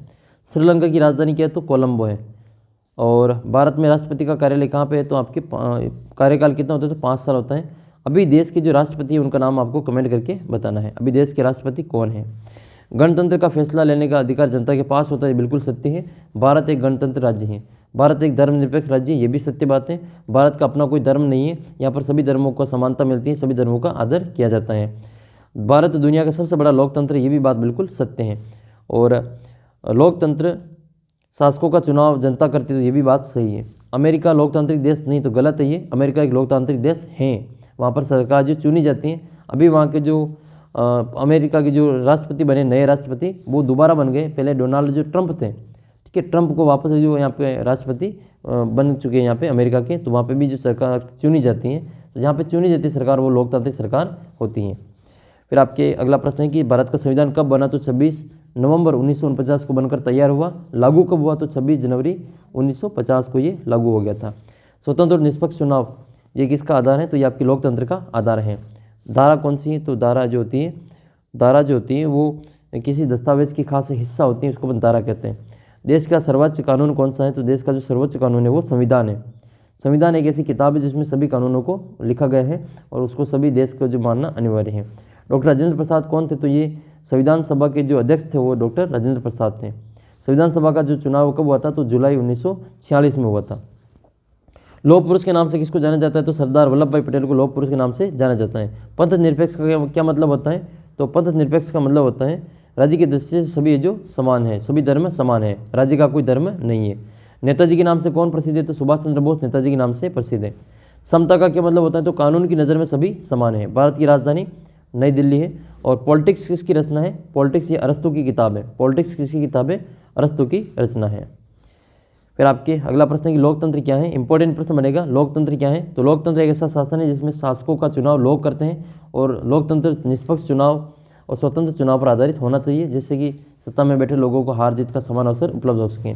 लोकतांत्रिक सरकार ऐसी सरकार होती है जो संवैधानिक कानूनों तथा नागरिकों के अधिकारों के द्वारा खींची गई लक्ष्मण रेखा के भीतर ही काम करती है। जनता चाहे तो उससे जो लोकतांत्रिक सरकार को जो वापस है जो हटा के दूसरी सरकार बिठा सकती है। मान लो उसका काम पसंद नहीं आ रहा है तो जनता के मूड पर डिपेंड करेगा, तो अगली बार जो दूसरी सरकार बिठा देगी, 5 साल और इंतजार करेगी और फिर तीसरी सरकार को वापस बिठा देगी। लोकतांत्रिक सरकार की मुख्य विशेषता क्या है? तो नागरिकों को भाषण देने का जो स्वतंत्रता होती है, विचार व्यक्त करने की स्वतंत्रता होती है। ऐसा है जो आपकी तानाशाही सरकार होती है, तानाशाही सरकार, जैसे आपने दक्षिण कोरिया का नाम सुना होगा, वहाँ पर तानाशाही सरकार है। चीन है तो वहाँ पर भी तानाशाही सरकार है, ठीक है। जो दक्षिण कोरिया, वहाँ पर जो वो किम जोंग उन जो कहता है, किम जोंग उन, देखा होगा वो छोटी छोटी आँखें वाला, आपने फोटो देखा होगा किम जोंग उन का, आँखें बिल्कुल छोटी छोटी चाइनीज़ जैसे, तो वो जो है बिल्कुल तानाशाही है। वो जो कहता है वही बात बिल्कुल पूरे देश को माननी पड़ती है। और वहाँ पर जो कोई चुनाव नहीं होता है, उसका जो उत्तराधिकारी वो बना देगा, फिर वही जो अगला राजा बन जाता है। तो ये बहुत तानाशाही सरकार है। और जैसा एडोल्फ हिटलर है, हिटलर को भी तानाशाह कहा जाता है, तो उसी प्रकार से ये कौन था, ये अभी दक्षिण कोरिया में वहाँ की सरकार है, उत्तरी कोरिया, दक्षिण कोरिया, ये इसी प्रकार के उदाहरण हैं।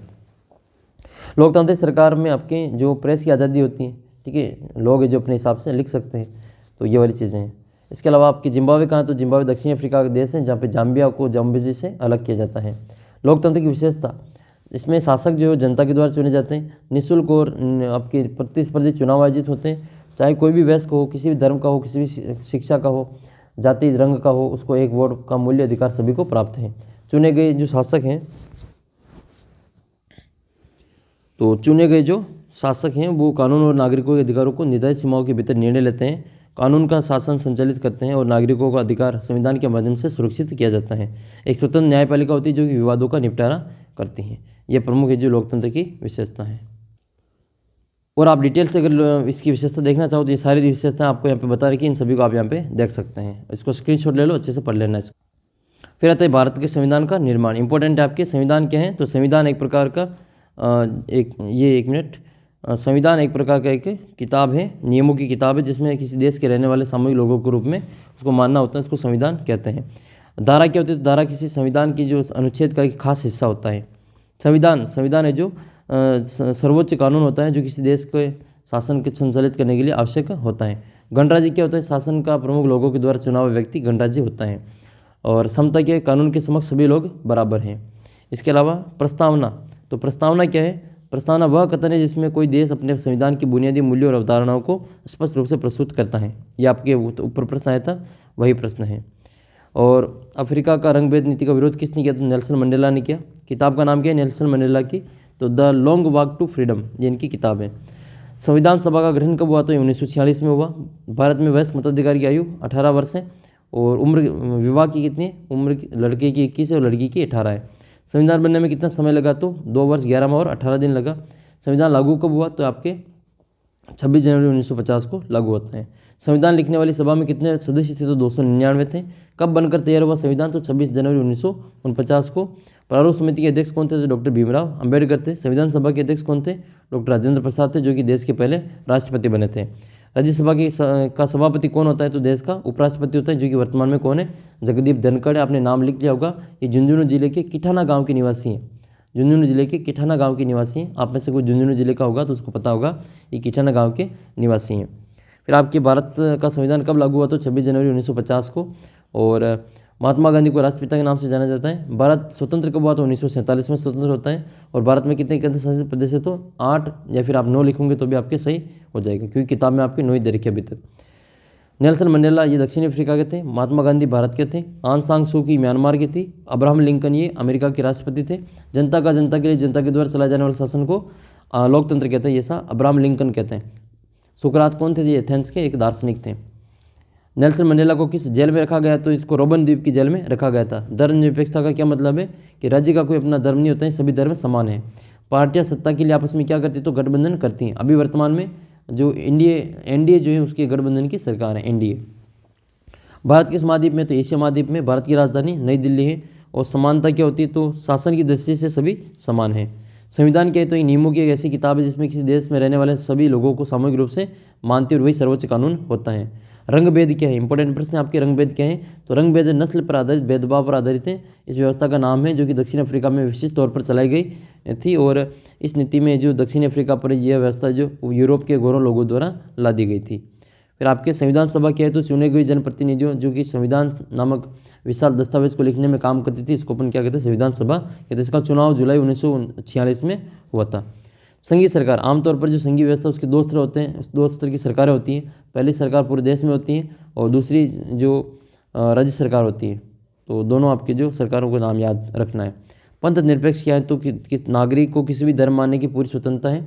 भारत सरकार है जो धर्म के मामले में तटस्थ है, उसका कोई जो अपना धर्म नहीं है। फिर आपको दक्षिण अफ्रीका की रंगभेद नीति के ऊपर आपको टिप्पणी लिखनी है, तो आप इसमें लिख सकते हैं। और फिर आपके अगला प्रश्न है, संविधान की आवश्यकता क्यों होती है? किसी भी संविधान को आवश्यकता क्यों होती है? तो लोकतांत्रिक सरकार का निर्माण और उसके कार्य करने के लिए, सरकार के विभिन्न अंगों और अधिकार का क्षेत्र तय करने के लिए, सरकार अपनी शक्तियों का दुरुपयोग से रोकने के लिए, और जो नागरिक है उसके अधिकार को सुरक्षित करने के लिए, अच्छे समाज के गठन के लिए संविधान का जो निर्माण आवश्यक है। संविधान का निर्माण कैसे हुआ? तो संविधान का निर्माण करने के लिए कई तरीके जो उसमें हुए थे, संविधान सभाएं हुई थी, उसके अनुसार जो संविधान का निर्माण किया गया। तो 1858 में कांग्रेस के बाद में जो ब्रिटिश सरकार ने भारत सरकार के लिए नई अधिनियम पारित की, जिन्हें भारतीय आकांक्षाओं का पूरा नहीं कर पाए। फिर 1928 में मोतीलाल नेहरू और कांग्रेस के अन्य 8 नेताओं ने भारत का संविधान लिखा। तो नाम याद कर लेना, ये मोतीलाल नेहरू और राजेंद्र प्रसाद, ये सभी आपके जो कांग्रेस के प्रमुख नेता थे। तो 2 कांग्रेस के नेताओं के नाम आए, तो एक तो मोतीलाल नेहरू का नाम लिखना, और इसके अलावा इसमें पंडित जवाहरलाल नेहरू और इनका भी नाम इसमें लिख सकते हैं। डॉक्टर राजेंद्र प्रसाद, वल्लभ भाई पटेल, ये सभी जो कांग्रेस के नेता थे। फिर आपके अगला प्रश्न है कि भारतीय संविधान की विशेषता। वेरी मोस्ट इंपोर्टेंट प्रश्न है, भारतीय संविधान की विशेषता। तो भारतीय संविधान एक तो संघीय सरकार है, संसदीय सरकार है, संपूर्ण प्रभुत्व संपन्न लोकतांत्रिक गणराज्य है, पंथ निरपेक्ष राज्य है, मूल अधिकार है, यहाँ पे स्वतंत्र निष्पक्ष न्यायपालिका है, नीति निर्देशक सिद्धांत है, लिखित और संविधान, मौलिक संविधान है, और मौलिक कर्तव्य है, कठोर और लचीला संविधान है। ये सभी जो भारतीय संविधान की विशेषताएं 100% आपकी परीक्षा में छपेगा। फिर आपके प्रश्न आ जाए कि चुनाव कितने अंतराल के बाद होते हैं? तो भारत में आम चुनाव 5 सालों के बाद में होते हैं। अभी 2024 में अगला चुनाव कब होगा? तो आपने बताया था, कई बच्चों ने कमेंट करके 2029 में अगली बार वापस आम चुनाव होंगे। लोकतंत्र के लिए आवश्यक है तो स्वतंत्र और निष्पक्ष चुनाव ये आवश्यक है। लोकतंत्र बचाओ का नारा 1977 में किसने दिया? तो ये जयप्रकाश नारायण के द्वारा दिया गया था। वयस्क मताधिकार की आयु 18 वर्ष है। और सबसे ज़्यादा लोकसभा सदस्यों की संख्या कहाँ पे है? उत्तर प्रदेश में कितनी है? 80 है। और अपने राजस्थान में कितनी है? कमेंट करके बताना, राजस्थान में लोकसभा के सदस्य की संख्या कितनी है। राष्ट्रीय चुनाव आयोग का कार्यालय कहाँ पे है? तो आपके नई दिल्ली में स्थित है। लोकसभा सदस्यों को चुनाव चिन्ह कौन प्रदान करता है? तो ये राष्ट्रीय चुनाव आयोग प्रदान करता है। जैसे आपने देखा होगा, कांग्रेस के पंजे के निशान है, और कमल का जो निशान है वो आपके बीजेपी का है। इसी प्रकार से बहुजन समाज पार्टी बसपा का क्या है? हाथी है। समाजवादी पार्टी उसकी साइकिल है।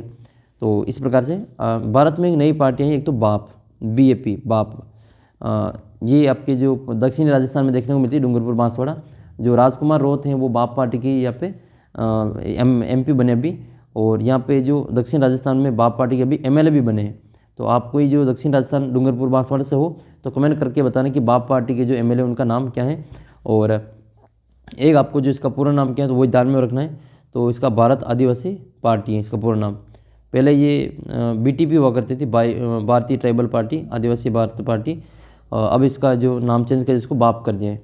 तो ये एक नई पार्टी बना दी गई। इसका चुनाव चिन्ह आपको कमेंट करके बताना है, ठीक, चुनाव चिन्ह कमेंट करके बताना है, जो कि भारत के राष्ट्रीय खेल से संबंधित है। कमेंट करके इसका उत्तर आपको बताना है कि इसका चुनाव चिन्ह क्या है। एक हनुमान बेनीवाल की पार्टी है, जो अब केवल हनुमान बेनीवाल ही बचे हुए। अभी MP बन गए Hanuman Beniwal, member of parliament, सांसद बन गए। तो इनकी जो पार्टी है उनका भी नाम आपको क्या है? RLP है। RLP राष्ट्रीय लोकतांत्रिक पार्टी। और इनका जो चुनाव चिन्ह है वो भी आपको कमेंट करके बताना है, इनका चुनाव चिन्ह क्या है। बाकी जो आम आदमी पार्टी है, आम आदमी पार्टी, जो कि दिल्ली में सरकार है, पंजाब में सरकार है इनकी। तो इनकी जो चुनाव चिन्ह वो क्या है? झाड़ू है। आपको पता होगा इसकी चुनाव चिन्ह झाड़ू है। फिर आपका नेक्स्ट है कि मुख्य निर्वाचन आयुक्त की नियुक्ति कौन करता है? तो राष्ट्रपति करता है। और चुनाव आयोग एक निर्वाचन क्षेत्र में अधिकतम कितना खर्च कर सकती है? तो ये 25 लाख की सीमा तय की गई है। आम चुनाव 5 साल के बाद होते हैं। चांदनी चौक जो है भारत का सबसे छोटा निर्वाचन क्षेत्र है लोकसभा का। और सबसे बड़ा बात करें तो लद्दाख है। कौन सा है? लद्दाख, जो कि एक केंद्र शासित प्रदेश हो गया। ये सबसे बड़ा जो निर्वाचन क्षेत्र है लद्दाख। सबसे छोटा चांदनी चौक जो कि नई दिल्ली में है। भारत कब स्वतंत्र हुआ? तो 1947 में। फिर आपके मध्य प्रदेश की विधानसभा सदस्य कितनी है? तो 250 है। राजस्थान की कितनी है? 200 है। वयस्क मताधिकारी आयु 18 वर्ष है। सर्वाधिक जो सबसे बड़ा निर्वाचन क्षेत्र कौन सा है? लद्दाख है। और राष्ट्रीय मतदाता दिवस कब मनाते हैं? तो 25 जनवरी को राष्ट्रीय मतदाता दिवस मनाया जाता है। फिर आपके आती है आचार संहिता क्या होती है? तो आचार संहिता चुनाव के समय राजनीतिक पार्टियों और उम्मीदवारों को माने जाने वाले दिशा निर्देश होते हैं। मतदाता सूची क्या है? इंपॉर्टेंट है, 100% है। आएगा ये प्रश्न कि चुनाव में योग्यता रखने वाले मतदाताओं की सूची को अपन क्या कहते हैं? मतदाता सूची कहते हैं। और विश्व का सबसे बड़ा लोकतांत्रिक देश कौन सा है? तो भारत है। किसी क्षेत्र में सदस्य की मृत्यु या इस्तीफा देने की स्थिति में खाली इस क्षेत्र में होने वाले चुनाव को क्या कहते हैं? उसको उपचुनाव कहते हैं। तो अभी राजस्थान में जो उपचुनाव हुए थे उसमें जो आपके देवली उनियारा है, टोंक है, और इसके अलावा आपके जो दौसा वाला हिस्सा है, मुरारीलाल वाला, ठीक है, तो वहाँ पर भी ये जो उपचुनाव हुए थे। इसके अलावा 84 है, सलूम्बर है, यहाँ पर भी उपचुनाव आयोजित करवाए गए थे। तो ये इनका नाम आपको अच्छे से याद कर लेना है। फिर आपके आम चुनाव क्या होते हैं? आम चुनाव है जो 5 साल में होते हैं। उपचुनाव को आपको बता ही दिया यहाँ पे। और फिर आपके लोकतांत्रिक चुनाव की न्यूनतम शर्तें क्या हैं? तो हर किसी को मताधिकार उपलब्ध है, चुनाव क्षेत्र के विकल्प उपलब्ध हैं, चुनाव का अवसर नियमित अंतराल पर होता है, वास्तविक चुनाव होते हैं। इसके अलावा आपके ये कि राजनीतिक दलों से संबंधित टिकट क्या होता है? तो पार्टी के मनोनयन के बाद सामान्य भाषा में उसको टिकट कहते हैं।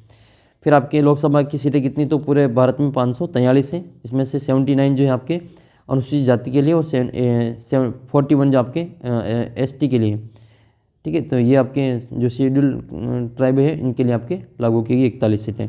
चुनाव आयोग क्या है? तो भारत में निष्पक्ष चुनाव संपन्न कराने के लिए एक स्वतंत्र इकाई है, स्वतंत्र और निष्पक्ष चुनाव करवाती है, उसको चुनाव आयोग कहते हैं। लोकतंत्र सरकार के प्रकार तो 2 प्रकार की होती हैं, प्रत्यक्ष प्रजातंत्र जिसमें जनता नीति निर्माण में प्रत्यक्ष भूमिका निभाती है, और अप्रत्यक्ष प्रजातंत्र प्रतिनिधि प्रजातंत्र जिसमें जनप्रतिनिधि विधि और नीति निर्माण का कार्य करते हैं। सांसद कौन है? तो सांसद क्या होते हैं?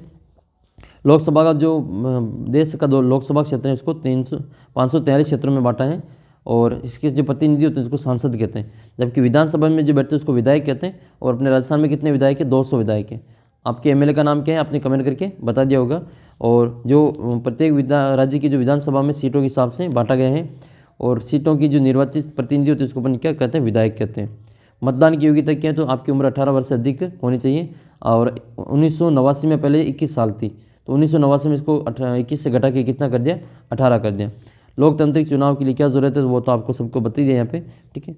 और भारतीय चुनाव आयोग के अधिकार क्षेत्र लिखना है। तो आदर्श जो आचार संहिता है इसको लागू करना, उल्लंघन करने वाले उम्मीदवारों पार्टियों को दंडित करना, चुनाव के दौरान सरकार को दिशा निर्देश मानने का आदेश देना, सरकारी अधिकारियों को अधीन उसके काम करके उसको चुनावी काम में लेना, जिन केंद्रों पर मतदान चुनावी ढंग से नहीं हुआ है उन पर दोबारा वापस मतदान करवाना। तो अधिसूचना जारी करने से लगाकर नतीजे घोषणा करने तक का जो कार्य है वो कौन करता है? भारतीय चुनाव आयोग करता है। फिर आपके स्वतंत्र और निष्पक्ष चुनाव के लिए क्या क्या कदम उठाने चाहिए? तो ये सभी आप इसमें लिख सकते हैं।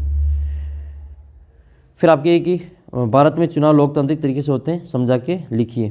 तो चुनाव में गड़बड़ी धांधली, चुनाव के दौरान विभिन्न प्रकार की गड़बड़ी देखी जाती है। फर्जी वोट डालना, मतदान केंद्र पर गुंडागर्दी करना, जैसे आपने देखा होगा अभी जो देवली जो उनियारा वाला जो जिला है, ठीक है, टोंक वाला, तो टोंक में अभी जो नरेश मीणा वाला जो केस हुआ था आप सभी को पता ही है, वो तो थप्पड़ कांड जो हुआ था उसके कारण जो बहुत चर्चा हुई थी पूरे राजस्थान में, तो ये उसी के जो नतीजे हैं, ठीक है। ये लोकतांत्रिक सरकार में होता है, तानाशाही सरकार में इस प्रकार की चीज़ें नहीं होती। वहाँ तो जो कह देगा किम जोंग उन छोटी छोटी आंखों वाला, जिस प्रकार से वो दक्षिण कोरिया में कहता है, वही काम सारा उस देश की जनता को करना पड़ता है। तो ये सारी चीज़ें जो लोकतांत्रिक सरकार में संभव है। तो धमकाना, लालच देकर खरीदना, मत अपना खरीद लेना, मतगणना में गलती करना, वोटिंग मशीन में तकनीकी खराबी को रोना, ये सभी आपके इसी में आते हैं। यद्यपि चुनाव में गड़बड़ियाँ देखने को मिलती हैं, लेकिन अन्य देशों की अपेक्षा जो भारत में स्वस्थ और स्वच्छ तरीके से चुनाव संपन्न होते हैं। भारत में निर्वाचन आयोग संविधान की जिस व्यवस्था से उस कार्य करता है उसके हिसाब से अपने को निर्वाचन काफ़ी हद तक स्वच्छ है। फिर चुनाव आयोग का जो आपको कार्य लिखना है, तो आपको जितने भी कार्य थे चुनाव आयोग के आपने सब ऊपर बता दिए। फिर आपका अगला प्रश्न है कि लू क्या है? तो गर्मी के दिनों में चलने वाली उत्तर भारत के जो मैदान में जो उसको अपन लू कहते हैं, और ये इसको अपन और देख। तो यह आपके जलवायु वाला पार्ट। सबसे ज़्यादा वर्षा कहाँ पे होती है? सबसे ज़्यादा वर्षा मासिनराम मेघालय में होती है। और फिर आपके अगला प्रश्न है कि जेट धाराएँ कहाँ है? तो जेट धाराएँ आपके ऊपरी वतन जो वायु होती है उसको अपन जेट धाराएँ कहते हैं। मौसम जो है वो किस शब्द का बना है? तो मौसम मौसम शब्द से बना है, जो कि अरबी भाषा का शब्द है। इसके अलावा आपके सबसे ज़्यादा वर्षा किस मानसून से होती है? तो दक्षिण पश्चिमी मानसून से सबसे ज़्यादा वर्षा होती है।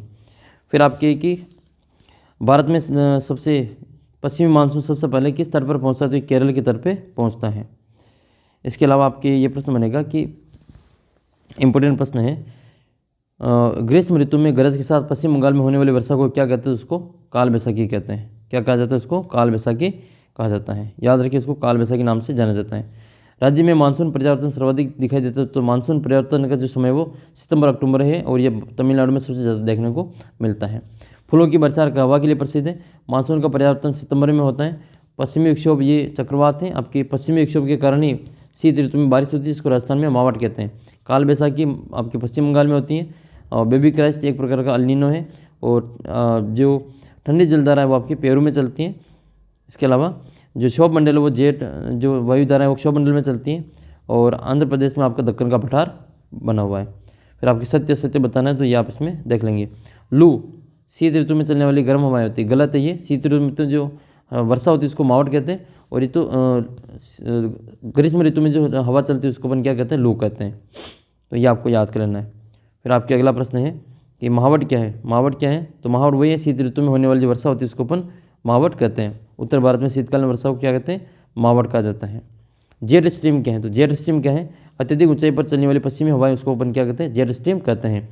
शीतलहर क्या, ये वर्षण क्या होता है, तो वर्षा का जल पृथ्वी पर गिरने की प्रक्रिया को वर्षण कहते हैं। शीतलहर क्या है, तो शीत ऋतु में सर्द हवाएं जो चलती है उसको अपन शीतलहर कहते हैं। आपने देखा होगा कि शीतलहर के कारण स्कूलों में अवकाश घोषित किया गया या अवकाश को आगे बढ़ाया गया, इस प्रकार की खबर देखने को मिलती हैं। अल नीनो क्या है, तो जो ठंडी पेरू जलधारा के स्थान पर पाई जाती है अस्थायी गर्म जलधारा, इसको अपन अल नीनो कहते हैं। मानसून विराम क्या होता है, तो मानसून विराम एक मानसूनी वर्षा के समय जो कुछ दिनों में नहीं होती तो उसको मानसून विराम कहते हैं।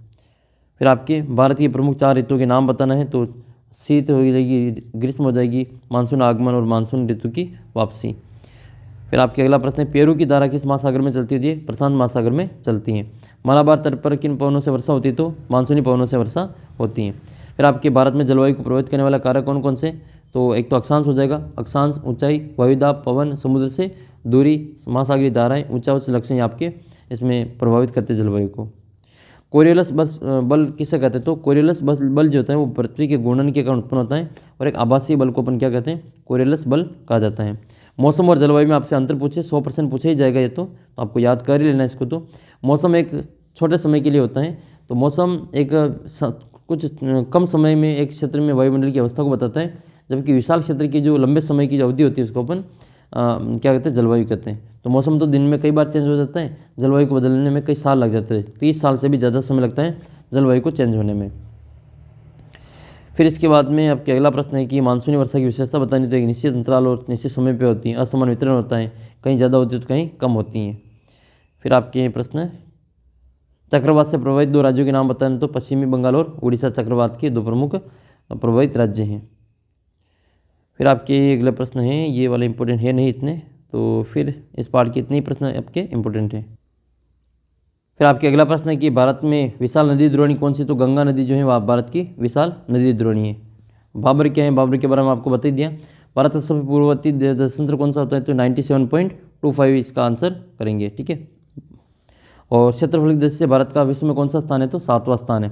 भारत प्रथम विश्व युद्ध के समय मित्र राष्ट्र में कौन कौन से शामिल थे, आपको बता ही दिया इसमें, रूस, फ्रांस, अमेरिका, ये सभी आपके इस मित्र राष्ट्रों में शामिल थे। निरंकुशवाद, तानाशाही, राजशाही किसे कहते हैं, तो ये आपको बता ही दिया। इसमें तानाशाही होती है, इसको राजशाही कहा जाता है। निरंकुशवाद होता है, जैसे दक्षिण कोरिया को जो किम जोंग उन है वो इसका छोटी आंखों वाला, वो उसका उदाहरण है। ड्यूमा क्या है, तो ड्यूमा जो है अपने जो जर्मनी जिसकी जो रूस की जो पार्लियामेंट है उसको ड्यूमा कहा जाता है। फिर आपके हैं निग्रो, निग्रो जो दक्षिण अफ्रीका से संबंधित हैं, ये निग्रो वहाँ के पाए जाते हैं। फिर आपके हैं भारत के पड़ोसी देशों के नाम लिखना है, भारत के पड़ोसी देशों के नाम लिखना है। नागरिक अधिकार घोषणा पत्र, ये कहाँ पे आंदोलन हुआ था, ये अमेरिका में हुआ था, और वहाँ पे जो नागरिकों के द्वारा अपने अधिकारों के लिए जो आंदोलन किया गया था उसको नागरिक अधिकार आंदोलन कहा जाता है।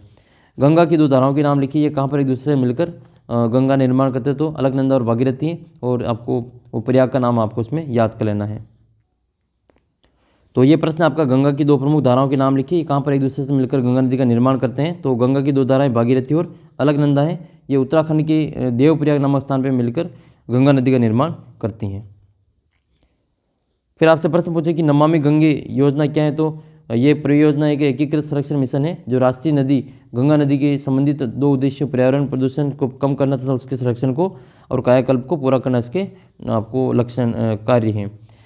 भारत में 2 प्रमुख झीलों के नाम, तो वुलर झील और लोनार झील है। वुलर झील ये जम्मू कश्मीर में और लोनार झील ये महाराष्ट्र में आती हैं। एक आपकी चिल्का झील उड़ीसा में आती हैं, चिल्का झील उड़ीसा में आती हैं। खारे पानी की झील है, और सांबर झील अपने राजस्थान में है, जयपुर में। डेल्टा किसे कहते हैं, तो किसी समुद्री मुहाने पर नदी निक्षेपण द्वारा जो मिट्टी बालू और इसके महीन कण के द्वारा निर्मित अवसाद जो त्रिभुजाकार आकृति बनती है उसको डेल्टा कहते हैं। भारत में जो सुंदरबन का डेल्टा सबसे बड़ा डेल्टा है, और जो कि विश्व के बड़े डेल्टाओं में शामिल है। और ये ब्रह्मपुत्र नदी के द्वारा बनाया जाता है। प्रायद्वीपीय भारत की 2 प्रमुख नदियों के नाम बताइए तो गोदावरी और कृष्णा। दक्षिण की गंगा किसको कहा जाता है? दक्षिण की गंगा, किस नदी को दक्षिण की गंगा कहा जाता है? कमेंट करके आपको बताना है। सिंधु और गंगा नदी कहाँ उद्गम होती है? तो सिंधु नदी मानसरोवर झील के निकट तिब्बत से निकलती है, जबकि गंगा की मुख्य धारा भागीरथी जो कि गंगोत्री हिमालय से निकलती है। जल विभाजक का कार्य क्या है? तो उच्च भूमि है जो कि पड़ोसी अपवाह स्रोतों को एक दूसरे से अलग करती हैं। उदाहरण के लिए अम्बाला सिंधु जो है, अम्बाला सिंधु और गंगा नदी की प्रणाली के बीच में एक जल विभाजक पर स्थित है। और नर्मदा और ताप्ती 2 ही बड़ी नदियाँ हैं जो कि गर्त में आपके बहती हैं। तो ब्रंश में कौन सी नदियाँ बहती हैं? ब्रंश घाटी में बहने वाली नदियाँ कौन सी हैं? तो ब्रंश घाटी में 2 नदियाँ बहती हैं, नर्मदा और ताप्ती। नदी तंत्र आपकी नदी और इससे संबंधित जो बड़ी सहायक नदियाँ होती है उसको अपन नदी तंत्र कहते हैं। ठीक है। नमामि देवी नर्मदे, ये नर्मदा नदी से संबंधित है। हिमालय से निकलने वाली नदियों का जो 3 आर्थिक महत्व बताना, तो सिंचाई के लिए नहरों का पानी उपलब्ध होता है। हिमालय से निकलने वाली नदियाँ दोनों ओर से नगरियाँ बसती हुई हैं। हिमालय से निकलने वाली नदियाँ नौका वाहन मत्स्य पालन के लिए उपयुक्त हैं। फिर आपसे प्रायद्वीप भारत की नदियों की 3 विशेषता बताएं, तो ये कठोर चट्टान में बहती हैं और विसर्पी का निर्माण नहीं करती हैं। नदियाँ उथली घाटियों में बहती हैं और आधार तल तक पहुँचने के कारण ये अपरदन क्षमता तीव्र नहीं होती हैं। फिर आपको उत्तर भारत और दक्षिण भारत की नदियों में अंतर बताना, तो ये वाला अंतर आपको लिख लेना है यहाँ पे कि उत्तर भारत और दक्षिण भारत की नदियों में क्या अंतर है। उत्तर भारत की नदियाँ जो है हिमालय पर्वतमाला से निकलती है, कुछ दक्षिणी पठार से निकल जाती हैं। उत्तर भारत की नदियों में कम जलप्रपात पाए जाते हैं और उत्तर भारत की नदियाँ जो यातायात के अनुकूल होती हैं। दक्षिण भारत की नदियाँ पश्चिमी घाट, अमरकंटक, सतपुड़ा की और छोटा नागपुर के पहाड़ से निकलती हैं और इस यहाँ की नदियों में जलप्रपात सबसे ज़्यादा पाए जाते हैं। 3 दक्षिण की नदियों के यातायात के लिए विशेष उपयोगी नहीं है। नदी प्रदूषण को कम करने के उपाय क्या क्या है? तो औद्योगिक कचरे को नदियों से प्रभावित होने के प्रतिबंध लगाना, सीवरेज लाइनों को परिष्कृत करना और सरकार द्वारा समय समय पर जो नदियों की साफ सफाई करवाना, ये प्रमुख लक्ष्य है। फिर आपको नदियों का और जिलों का इसमें आपको आर्थिक महत्व बता दिया, आप स्क्रीनशॉट ले लें, इसको बार बार इसको रिवाइज करते रहें। फिर इससे संबंधित और जो इंपॉर्टेंट पार्ट है अब असद वाले वो इसके देख लेते हैं। तो विश्व की सबसे बड़ी नदी अपवाद वो कौन सी है? अमेजन नदी। और भागीरथी और अलकनंदा किस स्थान पर संगम होता है? तो देवप्रयाग में होता है, इसमें गंगा बन जाती है। इलाहाबाद की नदियों के संगम पर है तो गंगा और यमुना के। सिंधु का उद्गम स्थल आपके मानसरोवर झील है। कौन सा शहर झेलम नदी के किनारे? तो श्रीनगर है। मध्य प्रदेश की जीवन रेखा नर्मदा नदी को कहते हैं। राजस्थान की जीवन रेखा चंबल नदी को कहते हैं, जबकि मरुस्थल की जो जीवन रेखा वो इंदिरा गांधी नहर को कहा जाता है। दक्षिण की गंगा किसको कहते हैं? तो गोदावरी को दक्षिण की गंगा कहा जाता है। दक्षिण भारत की गंगा गोदावरी को कहते हैं। नदियों द्वारा गोखुर झील का निर्माण कहाँ पे होता है? तो गोखुर झील मैदानी भागों में बनती है। अंतर्देशीय मौसमी झील कौन सी? तो लोकताल झील हो जाएगी। सांबर राजस्थान में है, नैनीताल उत्तराखंड में है। नर्मदा नदी का उद्गम स्थल आपके अमरकंटक में 100% पूछा ही जाएगा। फिर यमुना नदी जो है वो गंगा की सबसे बड़ी सहायक नदी है। विश्व का सबसे बड़ा डेल्टा सुंदरवन का डेल्टा है। और सिंधु नदी अरब सागर में जाके मिल जाती हैं। भारत की सबसे बड़ी जो अपवाद द्रोणी है वो कौन सी? गंगा नदी है। और प्रायद्वीपीय भारत में अधिकांश अपवाद तंत्र की जो नदियाँ हैं वो पश्चिम दिशा से पूर्व दिशा की ओर हैं। गंगा का उद्गम स्थल गंगोत्री हिमनद से है।